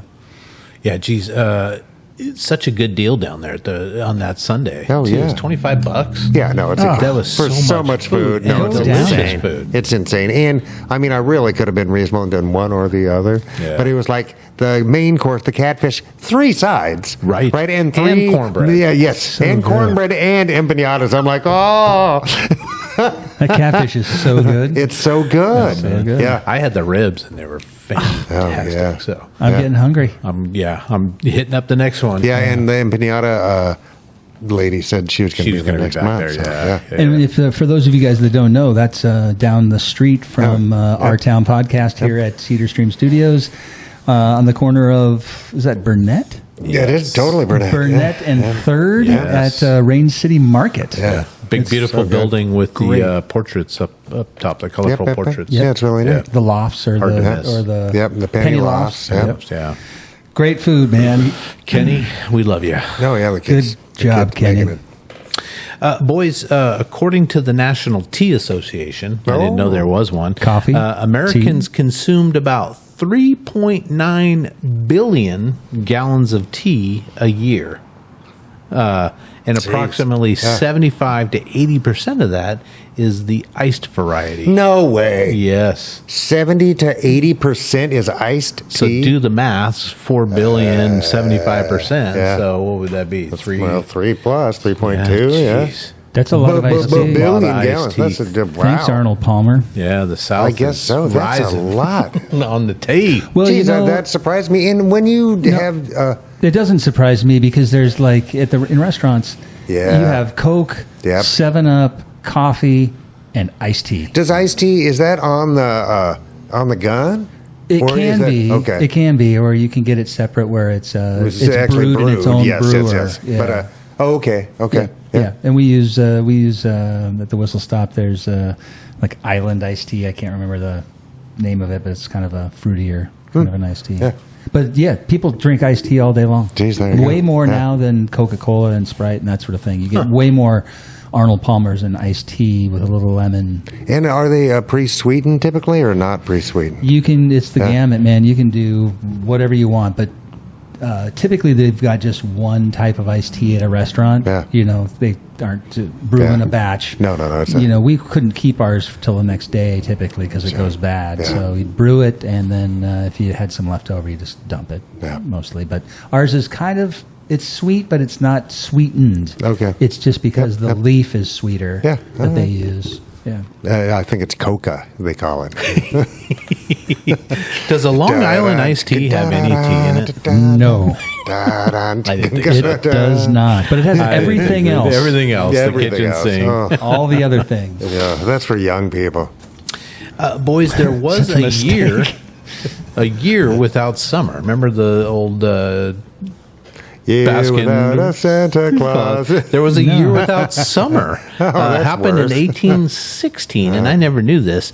There was a massive volcanic eruption in Mount Tambora in Indonesia. It produced enough dust, ash, and sulfur dioxide to partially cloud the Earth's atmosphere.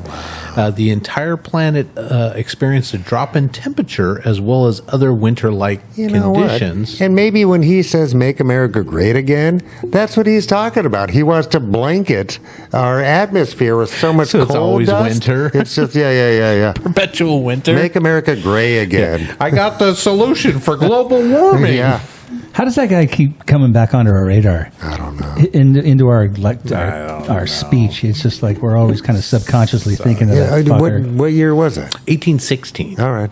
So I didn't do a lot of research on it, but it did come up as so snow in June and frost in August in the United States, which is just crazy. So that would have been, when did 1804? Is that when Jefferson died.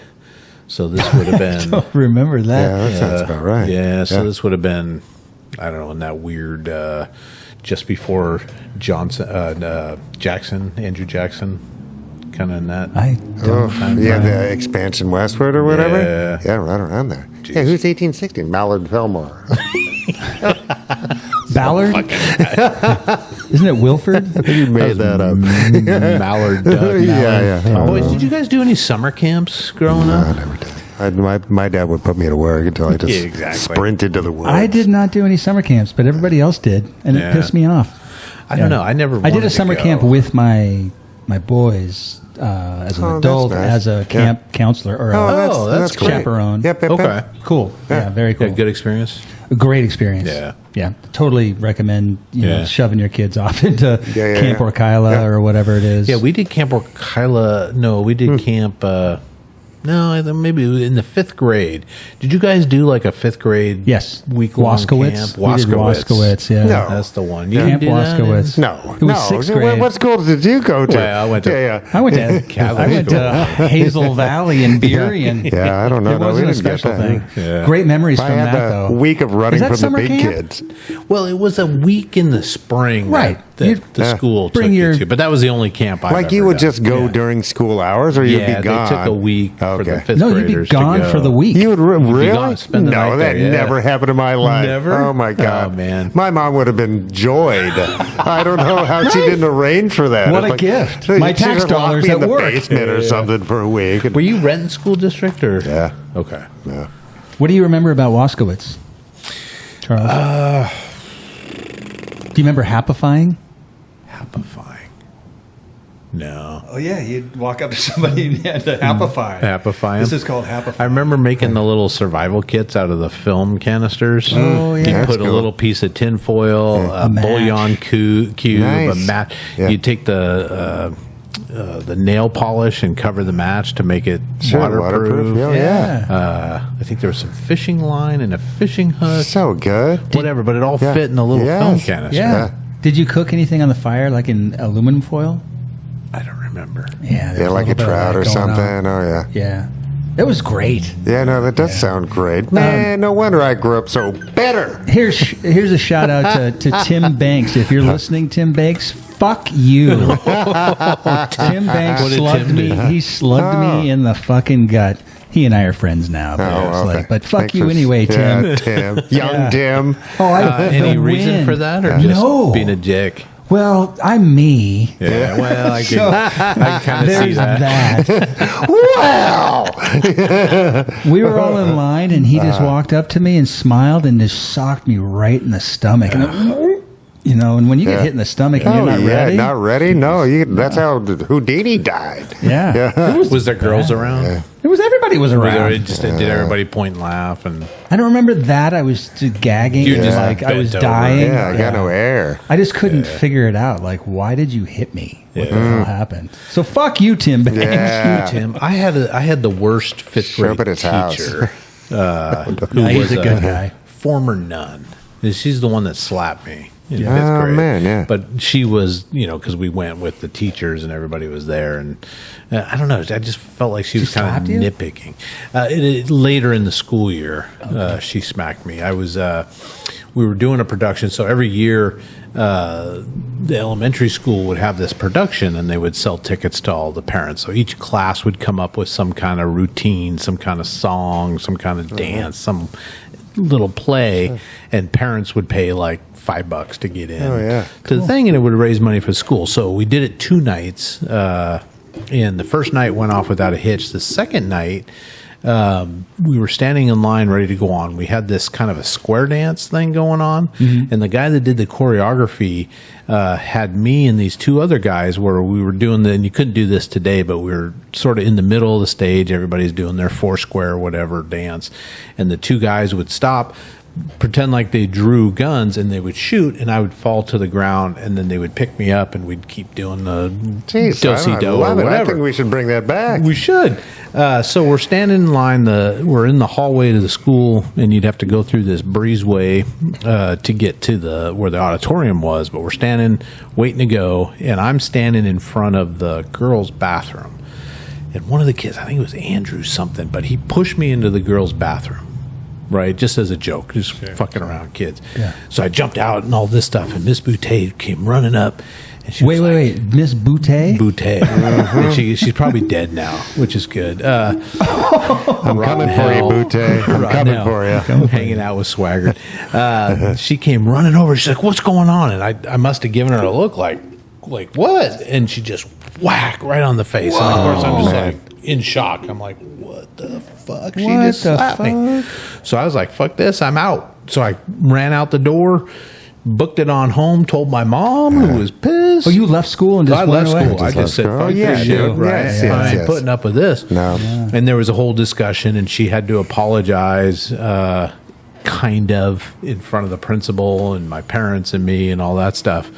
And just a mess. So the class went on and did their performance, and I asked them the next day, I was like, well, what did you do?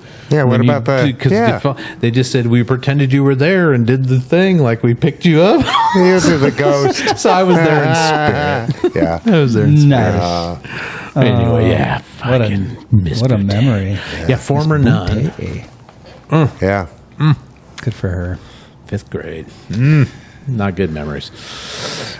Boys, some of the... And really, with a name like... Sorry to interrupt. I know, but Boutte. with a name like Boutte, she should have been way more fun, dude. I know. I mean, because there's so many avenues that could have been great. Not fun It's at a all. lost comic opportunity. She should have already gone through all of her trauma. Yeah, right? and just been to and fun. issues Just and been- fun. yeah. You're in the bathroom. Yeah, there's no one else in here right now. Are you fine with this? Yeah. This is where I do my best work.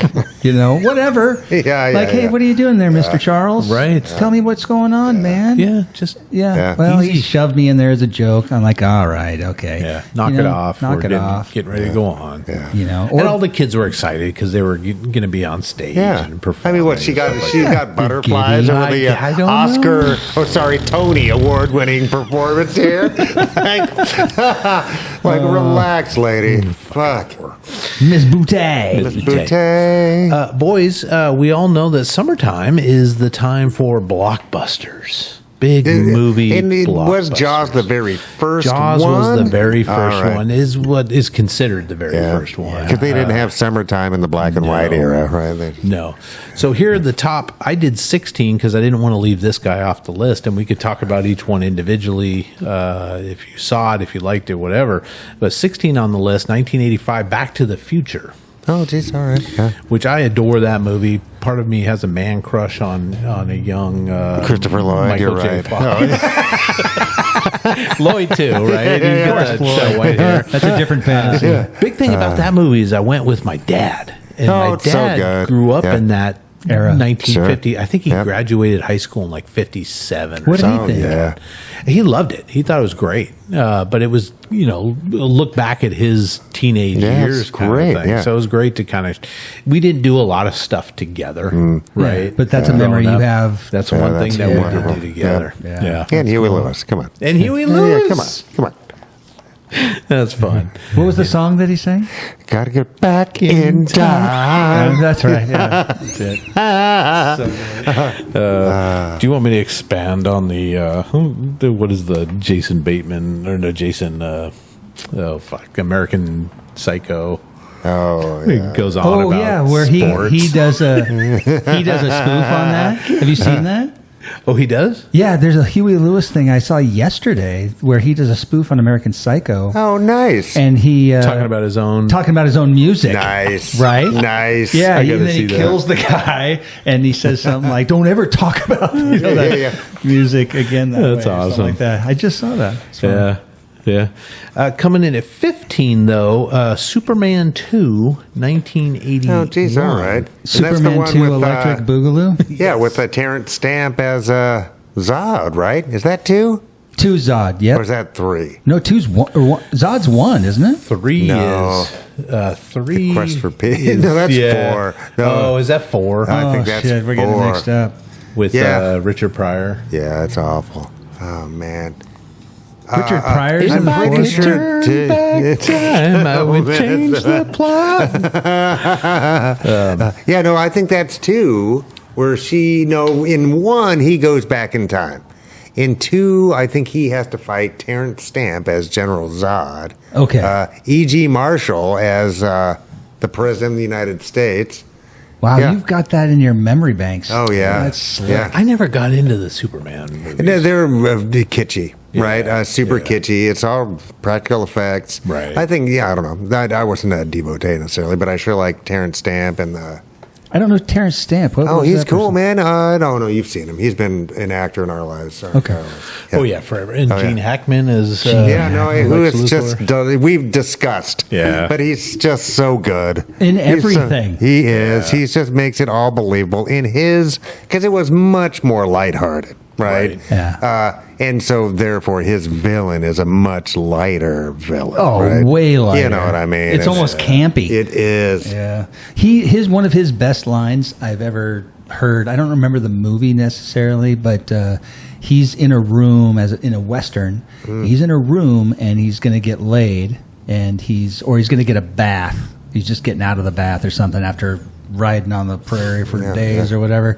And this gal comes and she goes, "How would you like it?" And he just says, "Without conversation." Nice. Without conversation. Yeah. Right? I'm not here to make friends. I'm just here to take care of business. Got business. Dusty business. Yeah. Jeez.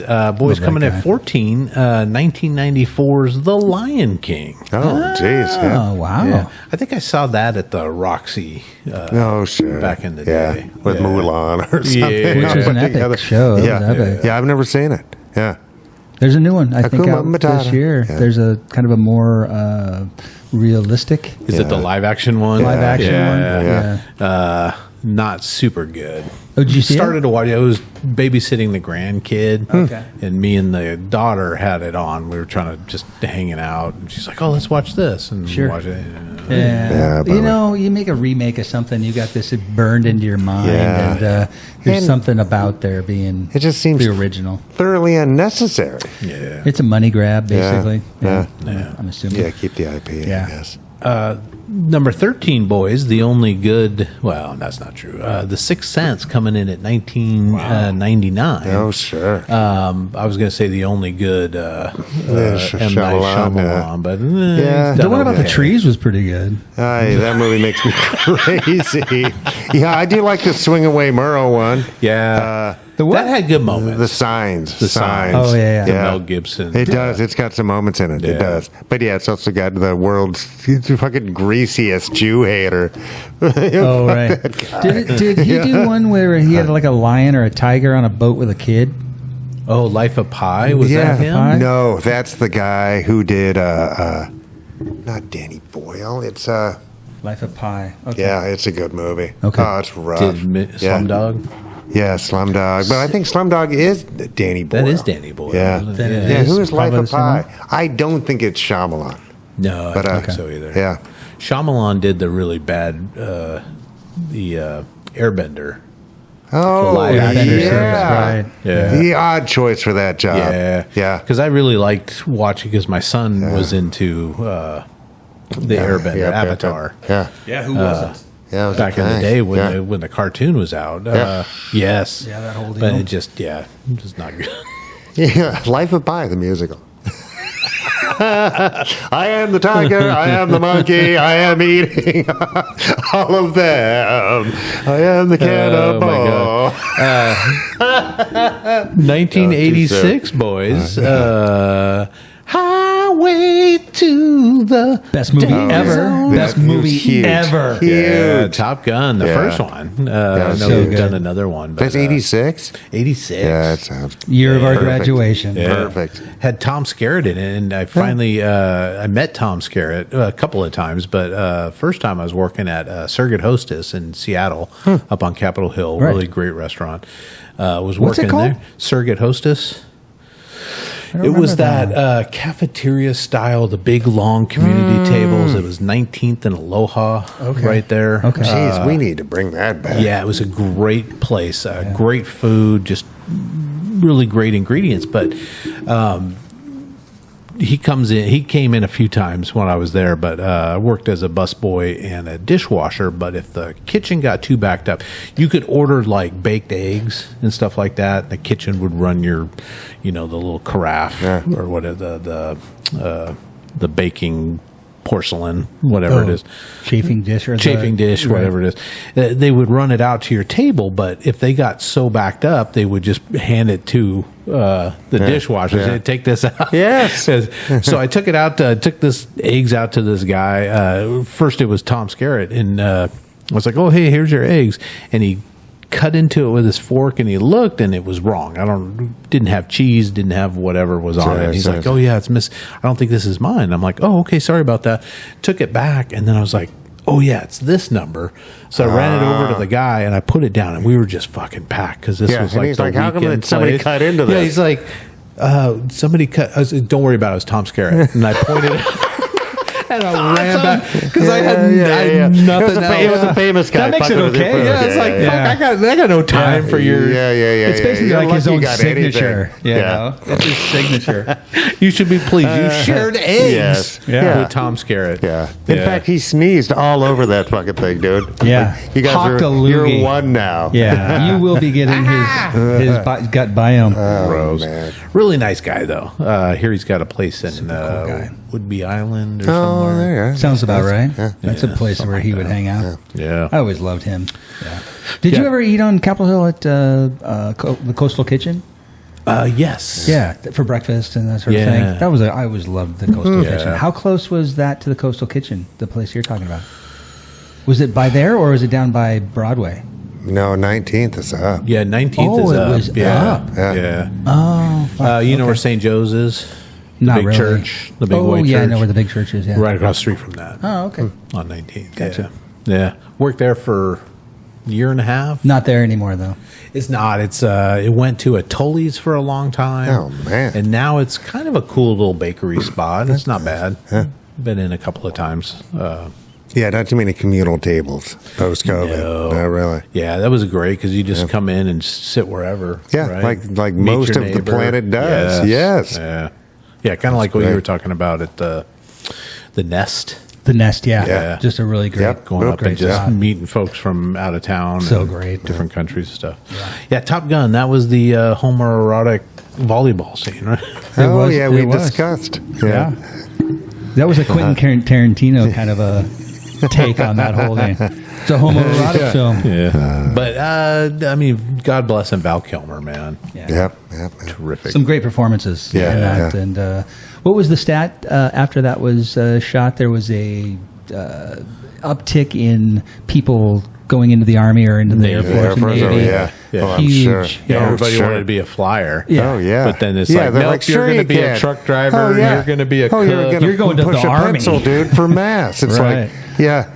but that's fine, too. We need pencil pushers. You need to put a pencil. That's right. Yeah, that's a Tony Scott film, right? That kind of really cemented him. Yeah. And then he did Days of Thunder. Yes. Which I Which liked. was Top Gun. Sure, and a racetrack. exactly. I don't think I've ever seen Days of Thunder. I don't think I've ever seen Tom Cruise more sexy as really? in Days of Thunder. Yeah. Yeah. Nice. Yeah, he was pretty hot. Nice. Yeah, Tony Scott was really good at that type of film, Yeah. though. You know what I mean? Because it's not just a formula. Everybody pull it off, right? It's like the quality of his, all of it. Execution. Right? Yeah, he really had a good eye for that. That whole scene on the... Sorry, go ahead. No, I was going to say he's got the sort of the huge, explosiveness of like a Michael Bay or something. Yeah. But he really brought the story home. I think so, too. A different quality to it. Yeah. But that whole on deck of the aircraft carrier at the beginning of that show was insane. Like dunna, jumping off the deck, shoving into it, got you pumped. Nice. I mean, it was the collaboration of music and visuals that just really. Way to Knew go! what he was doing. What was his name? Who did the not music? Kenny. Is it Kenny Loggins? Kenny Loggins. Yeah. Oh man, that guy was Kenny Loggins. everywhere. Yes. He's a talented mofo. Oh man, Loggins in Messina, dude. Yes. It's like that guy was writing hit songs back in Messina? the day. Yeah, Loggins in Messina. The duo. out of the car, long hair. Yeah, that was good. Was he in Poco too? Loggins or Messina? I bet. I don't know. I bet that's Messina. Yeah, maybe so. Geez, tough call. Poco is the Toto of fucking even nerds. I'm in different neighborhoods, nerds. Poco is the somewhere Toto the of the Steely 70s. Dan mean mugging all of them.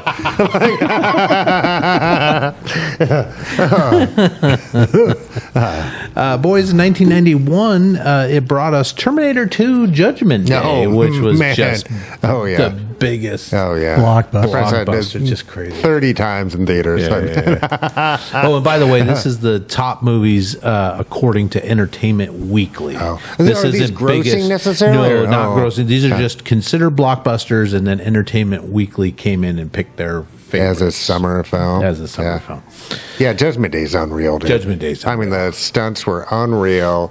Cameron really he was on fire. Yeah. He really was. James Cameron? Yeah. And the he was doing whole really good work. liquid Terminator. Yeah, that was insane. That level of CGI didn't exist until then, right?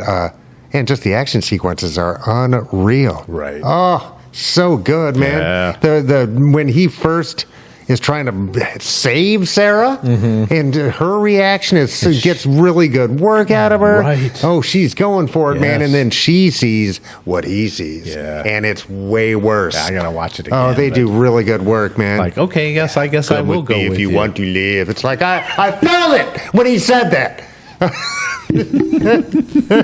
Nice. This one was a little surprising to me, but number 10, National Lampoon's Animal House, 1978. Wow. I'll take that any day. Yeah. Oh, yeah. It's a great movie. Yeah, it's fun. Fuck her. Knock her brains out. Suck her tits. Eat her pussy. Pimple. Popping. Oh, yeah. Yeah. Guess what I am? Yeah. Fucking John Belushi, man. Just That guy. nuts. Oh, I bet Off that, the hook. man. And on set, I bet that was insane. Yes. Well, I mean, they were all just higher than hell. Loaded, dude. Right? Hey, you guys 1,000 want to go to the miles an hour? Oscars? Let's do a bunch of drugs. Right? Oh, Yeah. man. My favorite was fun. when they took their dates to the African American Blues Club. Yeah. And they're in there and it's fine, it's fine. And then they come up, it's like, may we dance with your your dates? Yeah. And they're like, and they all run, leave the chicks behind. This is not going to go well. Yeah.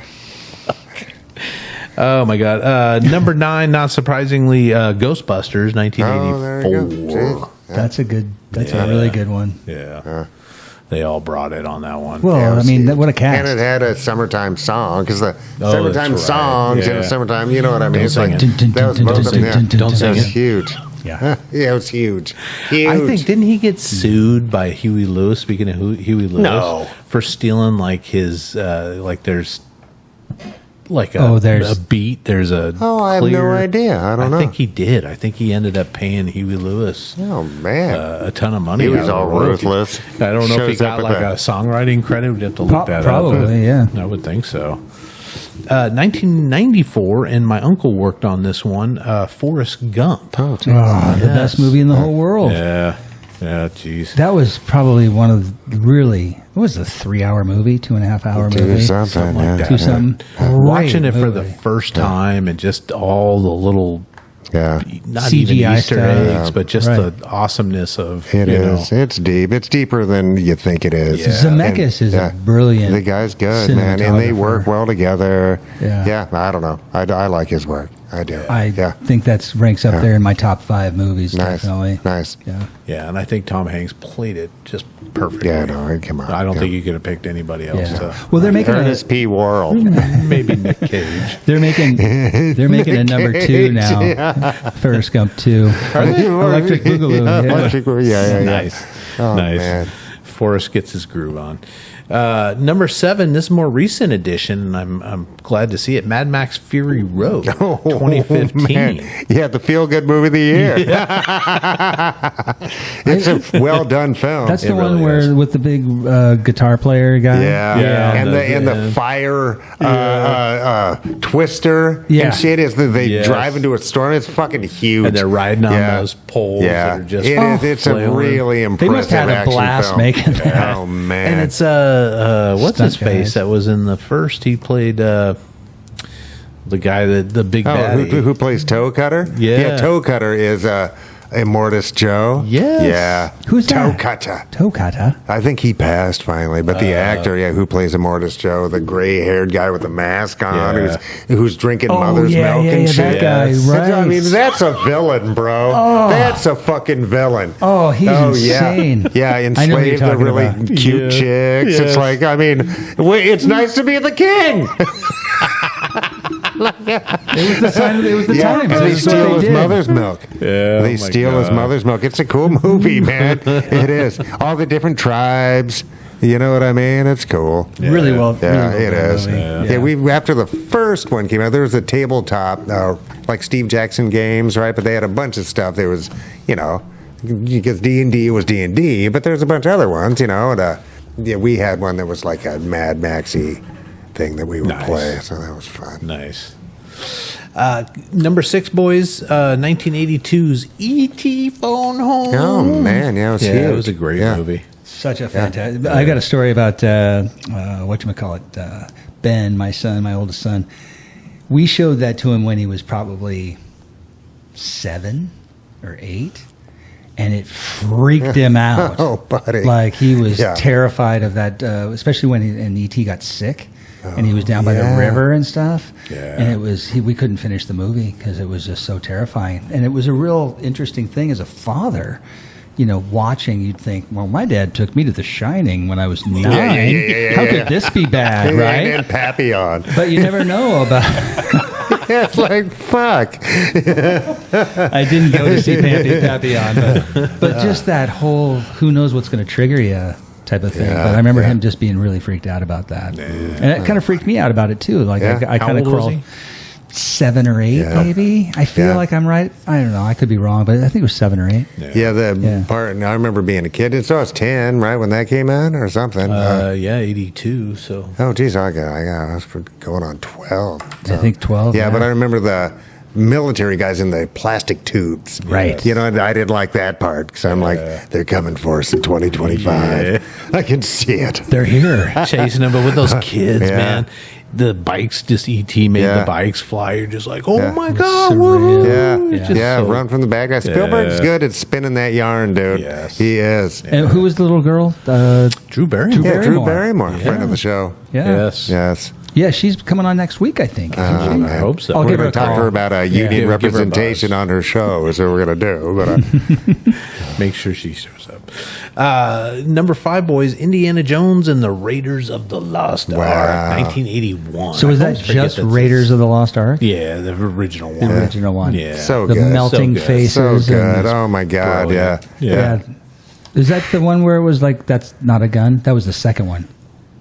Or no, he pulls out the guy, the sword guy. The sword guy. That was the first one. That was Raiders. Yeah. So many. That's an interesting story. I guess he was supposed to actually fight the guy with his whip and stuff, but he was like, he had dysentery. Yeah, just dude. like fucking He'd been dying. fucking pooping. It's like, I don't want to do liquids. this. So he came up with just that whole thing just to pull the gun and shoot the Be guy. done with it. Yeah. And it worked out perfect. But you're just an actor. It's like, fuck, dude, it's work, man. Yeah. They used that in the next one, too, right? Didn't they, like... but it didn't work. Yeah, It's like there's too many of them. Oh, in the Temple of Doom or whatever. I think or he's out of bullets or something. Yeah. Or they've just got all the spears or something like that. So many great scenes in that. That's an epic. No, it's a great movie. It's a great movie. Yeah. Number 4, boys, The Dark Knight, 2008. Oh, geez, which was a great relaunch of the Batman after the fiasco of George Clooney and bat nipples. Bat nipples? When they gave him like a suit, they put nipples in the suit, even though it was like a hard-shelled suit. Like, it was so weird. It was weird. How did that get off the drawing board? And that was Bruckheimer? No. What's that guy? Man, he's a hack, and he works all the time. Yeah. Gets paid a lot. Oh, fuck, thank God. No, Frankenheimer's good. What's that guy's name? I'm glad I forgot. Yeah. All right. Yeah, so they put nipples in the bat suit. In the bat suits. Yeah. Geez, and that was Clooney who took over for Kilmer. Yeah, Kilmer had the one, I think. Yeah, Kilmer had the one. Was Chris O'Donnell... He was Robin. Was he the Robin in the Val Kilmer one too? God, Did he carry over? I can't remember. And then Alicia Silverstone was back. No, I forgot all about those. Yeah. That's not okay. No, it was odd. But The Dark Knight, that was with... that was the Christian Bale. Yeah. But who was the bad guy? Bane. And Bane, okay. Bane. What's your favorite Batman? There's a lot of them. There's a lot of good ones. The first one was the Joker one or the Bane one? I thought the first one was the... very first one with Michael Keaton? No. Of the new trilogy. Yeah. Yeah, isn't it Joker? Is he the first out of the Joker game? was the last, I thought. God, I don't know. I did like Bane, though. I did. And that Joker, he goes for it, man. Yeah. Tom Hardy was great. Hardy's as Bane, good, yeah. He really was. Who played the Joker? That was... Heath Ledger. The first one was Ra's al Ghul. Yes. Liam Neeson. Yes, it was Liam Neeson. Yes. Yeah, it's Ra's al Ghul. And then I think it was either the Joker or the Bane. I think it was the Joker Bane. and then Bane. Because that Bane, the city crumbles and shit, right? Yeah, I think he fucks everything up and then he retires at the end because the Red Robin's going to come up in the shape of Shia LaBeouf. Or the other guy that looks like Shia LaBeouf. The kid. I get the two guys mixed up. Yeah, I can't remember his name. Yeah. G. Gordon-Levitt. Yes, good call. Yes. Or I know G. Gordon Liddy is a bad guy, but yes, Levitt. Yeah, that guy. G. Gordon Liddy has Robin the Boy Wonder steals a bunch of shit. As G. Gordon Liddy. I'm gonna go Liddy. steal stuff. Fucking thieving piece of shit. My favorite is definitely the one with Heath Ledger. Yes, that's my all-time. Yeah, he does a great job. Yeah. Great job. It's a good crazy. Yeah, he won. Come on. Posthumously the Academy Award, right? Oh, I didn't know that. I think he did. Oh, shucks. Well, that's nice. Supporting actor or whatever. Right. And those are Chris Bale Nolan does a films. good job. Sure. Yeah. He brought his Bale's own thing great. to it. Yeah. I'm not mad about it. Dupe really likes those, and Nolan in particular. Well, Christopher Nolan's also my favorite director. For right on. Yeah, I'm not mad about it. Interstellar and yeah. I need to revisit Interstellar. It's a worthwhile deal. Yeah. Really watch it well because it's a bender. Maybe it's because we're a kid. I mean, you've got a child, so every time I watch that, I just bawl my eyes out. Yeah, he would just sleep through it though. I'd be like, knocking books off the shelf. He's like, you did? God damn it! Trying to throw books at him. Not even bother to pick anything up. Right. Who's making a mess in here? Mike's got the page open. He's got the words highlighted. She's like, what the fuck? I'm leaving this around. Yeah, I'm telling you. Coming in at 3, boys. Jurassic Park, 1993. That was huge. Got one more opening soon. Yeah. So it's continues. They're on their third or fourth iteration trilogy? Because they did the Jurassic World with the Chris Pratt. Is he in this one? I don't think he's in this one. Right. I think he did his 3 movies or 2 movies. I don't know what it was. Yeah, I don't know. I saw one of them. This had Scarlett Johansson, I think. Yes, right. Yeah. And friend of the show. Friend of the show, yeah. I don't know if I'd see this in theaters, but I could see the appeal to it because I'm sure it's huge and well shot and stuff like that. And everybody loves dinosaurs. Everybody loves dinosaurs, Yeah. especially when you first saw the first one came out. It was incredible. When they pull up in that Jeep and then he turns her head and she looks over and the look on their face of sheer astonishment. Who I wonder what they were looking Spielberg? at. Who did the first one? I think it was Spielberg. Yeah. I bet it is. Because it is. Because he did dinosaurs. Yeah. He's a dinosaur guy. Yeah, well crafted. He's on this list so many times. Yeah. It's unreal. He started off Jaws. Yeah, my favorite Scarlett Johansson meme, she's signing an autograph and she's kind of looking like this. And it's something about Scarlett Johansson trying to figure out why she's signing her name to the marriage certificate or whatever. To who? Wait a minute. Yeah. Married to me. Oh, to you. I got you. Okay. I see.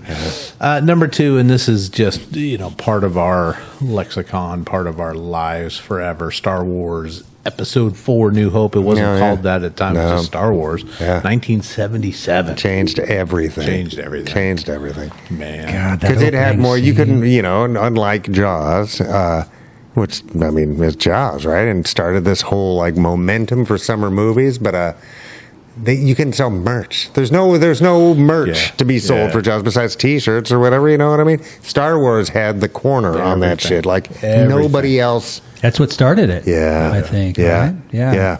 Yeah. I came across a canner. An old, like in whatever, 78 or 79, maybe I got an X-Wing fighter. Maybe it was 77.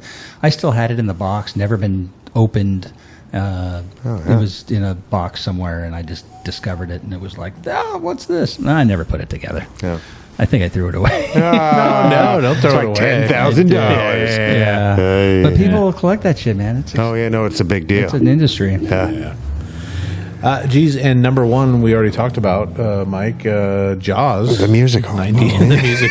A chomp, a chomp, a chomp, and a chomp, a chomp, a chomp. I hear if you play Jaws backward, it's a story about a kindly shark that helps people put their limbs back on. It's a grandma shark. Yeah. The knitter. She's a knitter. Yeah. God, 75. I was friggin' 4 years old. So, and it was just a cultural phenomenon. Yeah. People were talking about it. I remember the big kids would tell me like the garbage truck or something. Is that it right there? Is that a shark? Yeah. So good. Yeah. But it did. It just, because before that, I don't think we really thought about sharks as some menace. You know what I mean? Well, you don't really think about it. Especially around here. I mean, we didn't have any sort of problems with sharks here. No, we got dogfish. Dogfish, yeah. No problems. Yeah. Good God. But that terrified people. Yeah, it did. I never got afraid of it. I wasn't afraid. I'm like, I'm not going out there. Yeah. I had never to that point been to a place where there was that big of a fish. I guess we have whales here. We have killer whales. Sure do. Oh, yeah. And orcas. Yeah, orcas are real. Real deal. Yeah.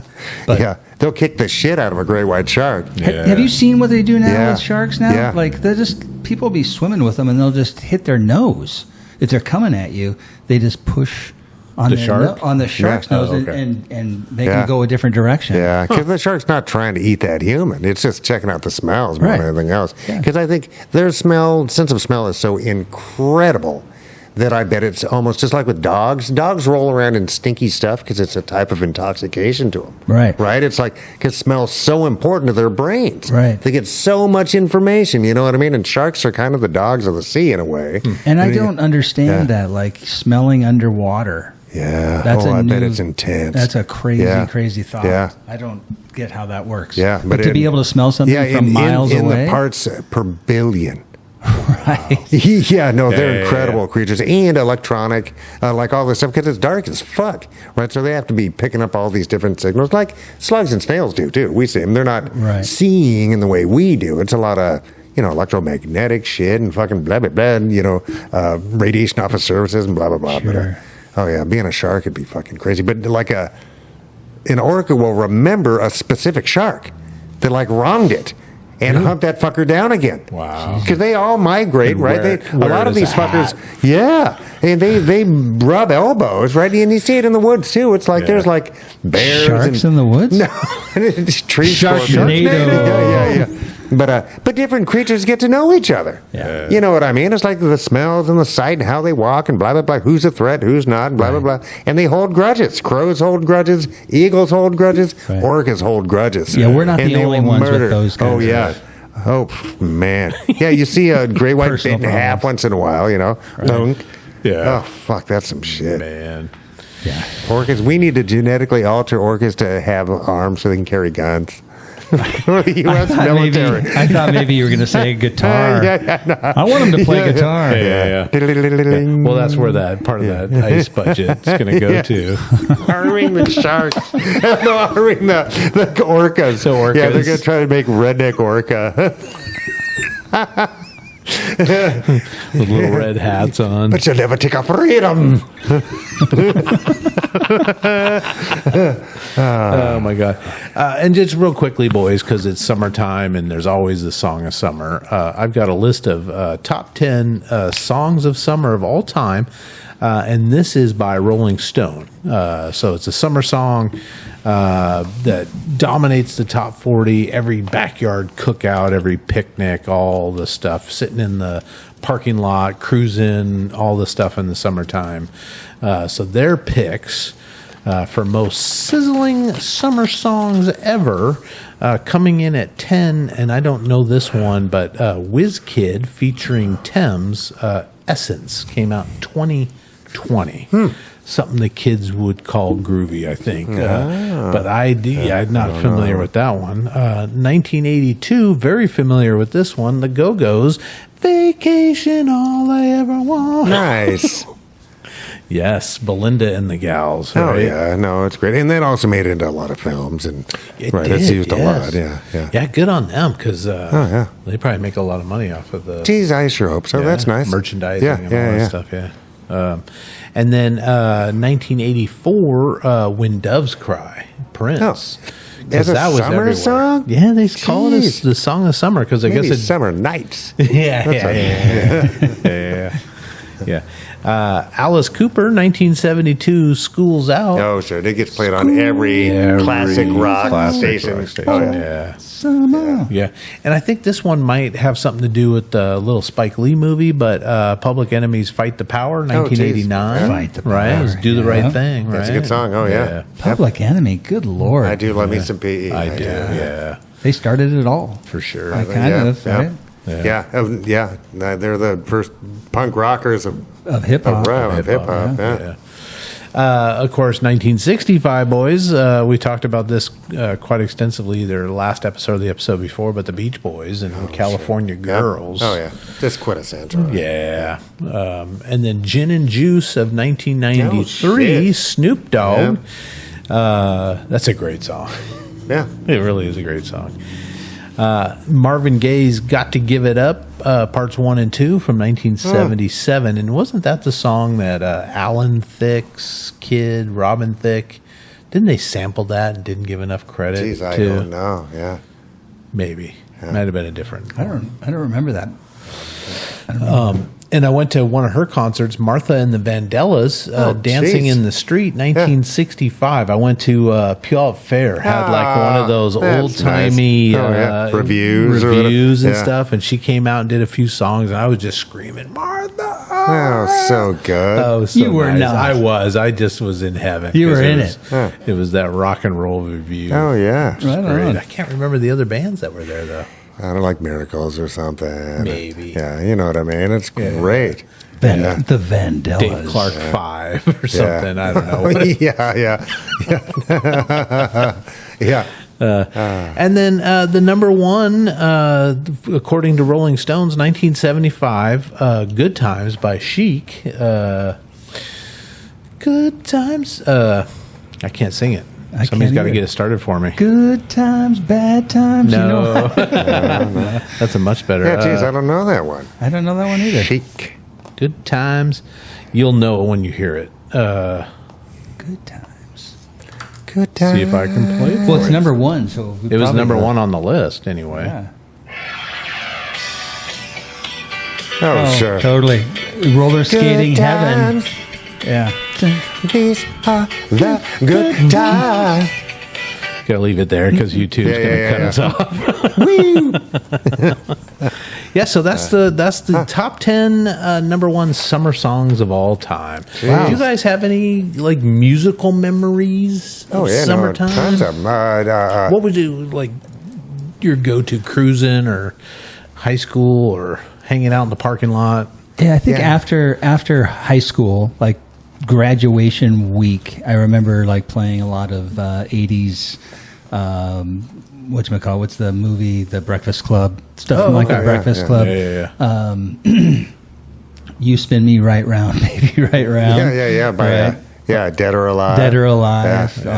All of those, all that kind of genre of Simple music. Minds. Yeah. Stuff, Just that cranked in my dad's Caprice KNHC Classy. stuff. So good. Yeah. Oh, KNHC? Oh, yeah. That was fantastic. Nathan Hale, they were knocking it out of the park. They were. Oh, yeah. They might still be. I think they are. Yeah. I think that's a broadcast school now. C89.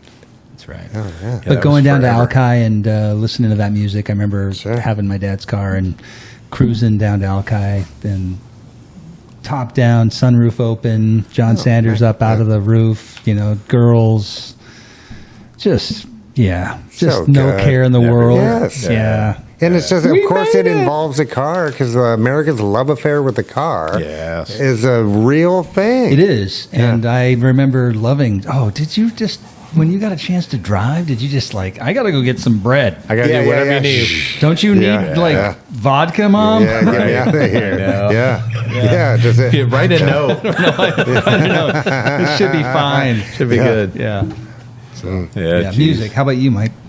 Yeah, dude. Well, Van Halen, right? Yes. To me, that's just summertime. Yes. And I remember when the loop was still going on, and hip hop was kind of crossing over into the whole thing. So it was like giant trucks, like monster trucks with Beastie Boys. Nice. You know what I mean? And stuff like that. It was a neat mixture that was going on. I think Guns N' Roses was coming out, and some other stuff. You know what I mean? When did they stop that? Do you remember what year they stopped that? Oh, man. I'd say 91, dude. Okay. Something like that. But it made it all the way through the 80s, I think. Yeah. Okay. We came down once or twice. Oh, it was a thing. For it. But it would run up third. Yeah. Just loop back around. You just did that all night. It would go up third and then come around and go around second, right? Yeah. Okay, and then it would do the other direction. It would go the other direction and come back the other way. Yeah. Right? You go down to Rainier and then you take a left and that sort of thing. Yeah, because there was a drive-in restaurant there. Triple X? Dailies. No, it wasn't a Triple X. There was a Triple X across the street where Walgreens is. Oh, okay. Yeah. That's where I remember it. Yeah, exactly. But across where the fucking rough-ass Chevron or whatever that is, right on the corner there. That's still that a was a drive-in Chevron. restaurant. I think it's a Shell now, but it may be a Shell. Yeah. I spent. I got to go to it once in a '56 Studebaker Hawk. That's cool. In the trunk. Oh. With it open, or you can come. Oh, it was closed. Oh man. I got to go, but I got to get out. Once we parked somewhere. But when it was cruising time, no, I had to stay in the trunk. So good. Yeah. Thanks, Kevin Tecker. Fuck you, Kevin Tecker. Geez, our loop was Broadway and then the Ave.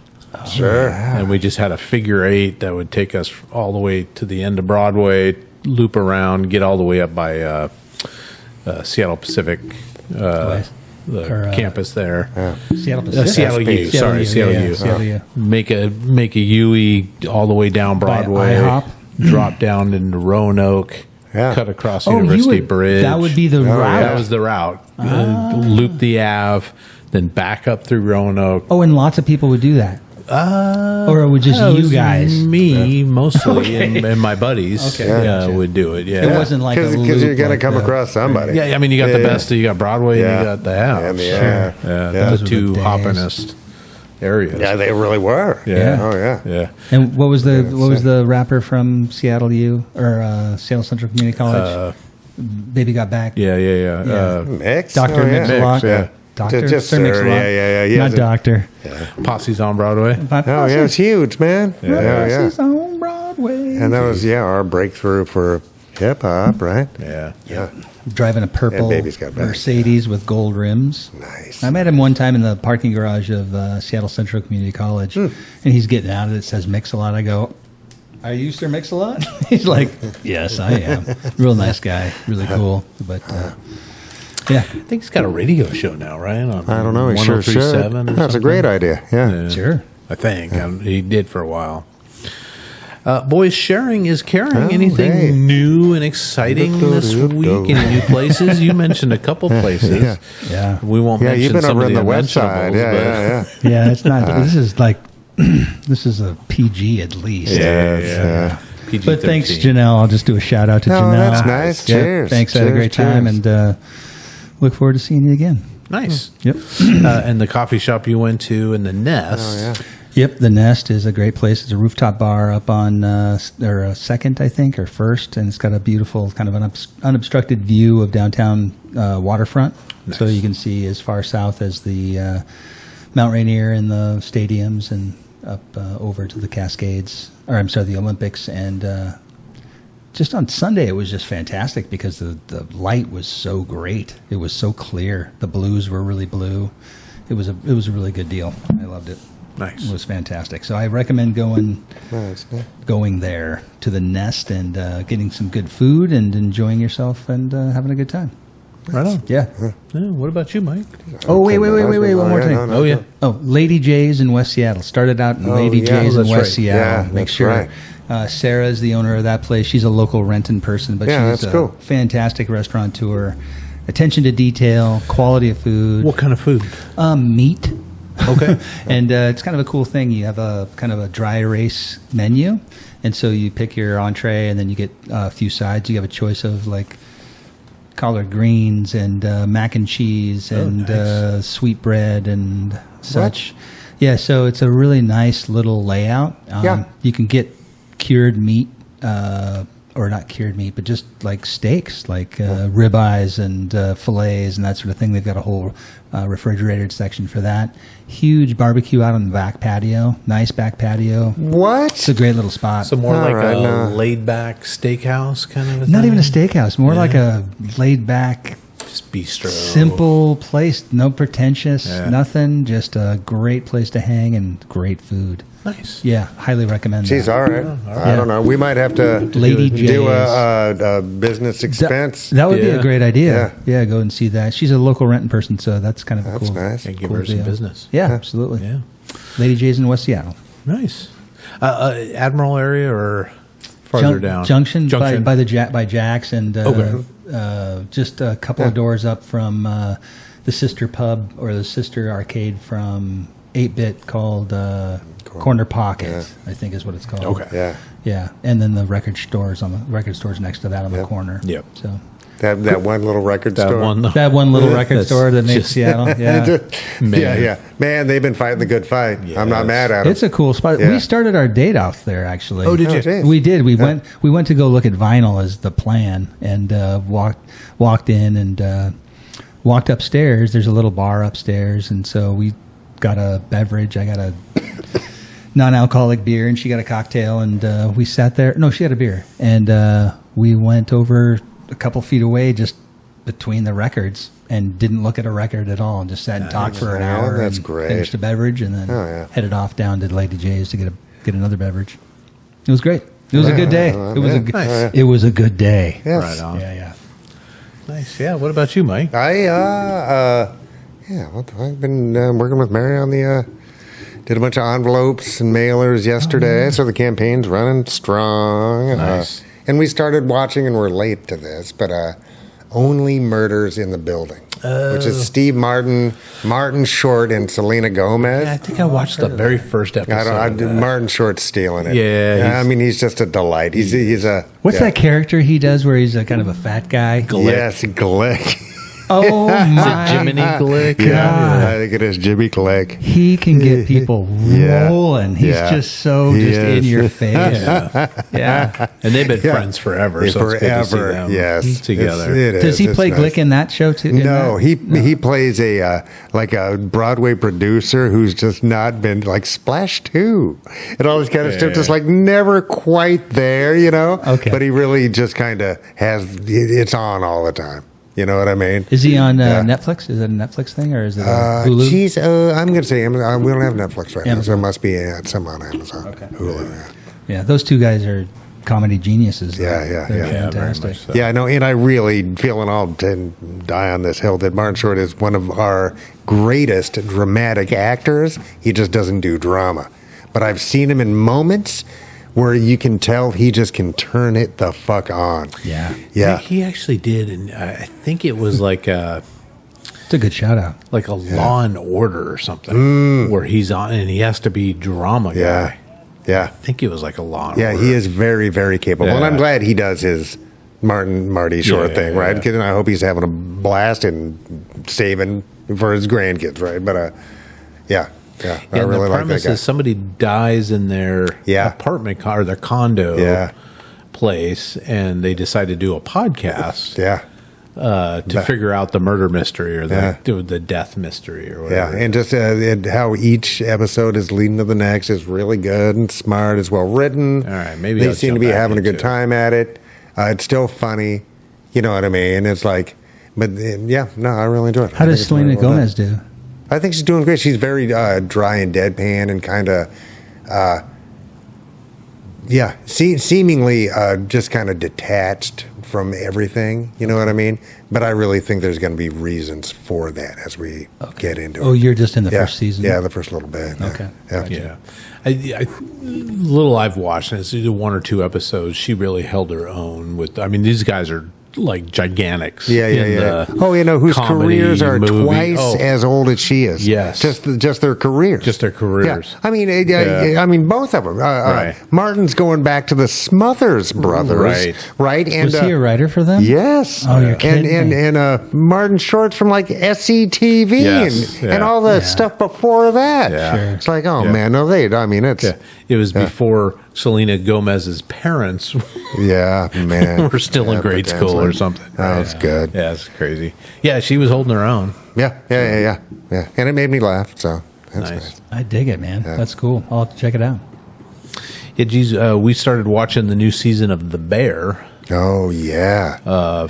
Feeling better because, I mean, it's such a gut punch on a lot of these episodes. I don't know if you've watched any of it. I've been told to watch it because it's a good show. It's a restaurant show. Yes, it is. Right? Kitchen show. It's a dysfunctional family show. Yes, it is. That's really the restaurant business. But there's a lot of love there, too. Yeah. Everybody's got everybody's back in the restaurant business. Yeah. They're doing a really good job. It's a well-done show. I haven't watched the newest season. Yeah. I thought it ended at the last episode of last season. I'm like, man, a little rough, but I could see that where he gets the text. Yeah. Where the message comes in for whether his restaurant was going to get a star or not. Yeah. And I thought they cut it right then. I'm like, well, that's a great place to stop it. Yeah, because you just don't know. Because you don't know. No, they've renewed it for a season 5. So all right. So this is 4. There you go. Yeah. Jeez. Yeah, and I'm feeling better about it because I'm not like last season I was on edge because like, fuck, man, what's the next knife that's going to drop, right? Yeah. What do you mean knife that's going to drop? There's a lot of drama. I mean, it's a lot of drama. It's a lot of trauma that these folks carry around with them, and they're trying to get past it, and they just can't get beyond themselves to see their greatness, right? To know that they're all they really need, right? Okay. And they just battle themselves. Yeah. Because they can't get out of their own way with all this shit that they're dealing with. Yeah. They did. The last episode we watched was a wedding episode, and it was kind of funny because I joked with the wife that it was like the opportunity to bring back all the minor characters from over the last. Yeah. So because all the wedding, so you see all these people show up that were on one episode. Nice. Or at the Christmas dinner where the car went through. All those people, like, oh, it's good to catch up with all kind of a thing. So, check it out, Jeff. It really is a good show. It's good TV. It is. It's really good television. Check it out. Is that a Netflix probably? That is a Hulu. Yeah, it is. Again with the Hulu. Hulu one, yeah. I'll have to get some Hulu then. Yeah, other than that, just working my life away. We did a whole bunch of stuff. You guys came through with a bunch of equipment and we haven't even talked. Thanks, Mike. And all that stuff. Thanks, Jeff. Yeah. All the stuff. Thank you both. Really cool stuff. We got multi-camera setup. Yeah. Which is very cool. Cameras that can move and adjust and do all kinds of stuff. Flippity flip. Yeah, I'm looking forward to getting some guests in. Watch this. Whoa. What's happening? Oh, my God. Yeah. All by the control of Jeff's nimble it's pretty. fingers. Yeah, this is our 2.0. Yes. It's our relaunch. Let's go over here and see where Mike is. Oh, there's Mike. Whoa. Hi, Mike. How are you? Whoa. All right. Whoa. Yeah, we're working out the bugs, basically. Yeah. Bugs are definitely... Why you got to say there. bugs and then show my face? Yeah. Like, is that an insectoid, man? You look a little bit like Jeff Goldblum right now. Yeah. Mr. Fly Guy. But Jeff's already getting inquiries about using the studio space here. Yep. Cedar Stream Studios. He's fantastic. Which is great. What's the best way to reach it for studio time? Boom. Carrier pigeon. Yeah. Why don't you, if you want, you can go ahead and call me. No, don't call me. That's a terrible idea. Just leave a note in lipstick on the door. Yeah, on the door. Yes. Well, yes. On the Facebook, on the Our Town Facebook page right now, you can probably get a hold of us on the... Oh, there you go. Yeah. Or go to r-townpodcast.com. First, sign up to be a member. Yes. Do that kind of thing. Do that. But then, drop us a line there. Jeff will get it. Yep. and I'll reach schedule you for an appointment to talk about what your needs are, and we can figure something out. We've got the capacity to record and fulfill all your deepest desires. Now we got to keep. There's no casting couch stuff going on yet. No. Not yet, anyway. That's maybe where the real money is, but I'm going to stay away from that part of it. Yeah. Well, speaking of the members only section, we're going to come back and we're going to do our top 5 this week. We've been meaning to do for a couple of weeks, but historical figures we'd like to take a summer road trip with, right? Yeah. So we'll be doing that. You can find that on Patreon, which is French for please give us some money. Or, like I said, r-townpodcast.com. Go to the members only section. Sign up. Yes. Do it. It's less than a cup of coffee a month. No, it's filled with vitamins. Yeah. And it keeps Mike off the streets. Yes. Yeah, and we could use some toilet paper for the bathroom. Yes, Yeah. Randall's like, where did all my paper towels go? Like, sorry, 8-bit. Your loss is our booty's gain. I'll run over to McDonald's and get us a bunch of napkins. Thank God. Yeah, geez. Ending this here program, this summertime program on something positive. This is from F. Scott Fitzgerald. That guy. And so with sunshine and the great burst of leaves growing on the trees, just as things grow in fast movies, I had that familiar conviction that life was beginning over again with the summer. And that's from the sort of the beginning of Great Gatsby when Nick is sort of got this like wide-eyed... Things are going to be great. Things are going to be great. This summer's going to be great. And we all know it kind of goes downhill from there. But it's worth the time for summer. New beginnings. Yeah. It's always It's always something to look forward to. And it's potential. It's potential, right? So that's good. Yeah. Because it's not set in stone. Yeah, until you hang out with that 90-degree heat. Yes. All right, folks. Thank you for being here. We really do appreciate it if you made it this far. You get a smile from us. So we'll see you next week. Yes, thank you very much. Thanks, guys. Oh. Wrong button. Oh. It all works. Is that ever the wrong button? Please like, subscribe, comment, and share. And if you think this episode is worth $1 or $5, the boys would love to have it. Please go to ourtownpod.store for merch or to donate now. For less than a cup of coffee, you can also join the website in the member-only area for exclusive bonus content, vlogs, and more. It's just $3 a month or $30 a year. Thank you for listening to this production of Our Town Podcast Extraordinaire.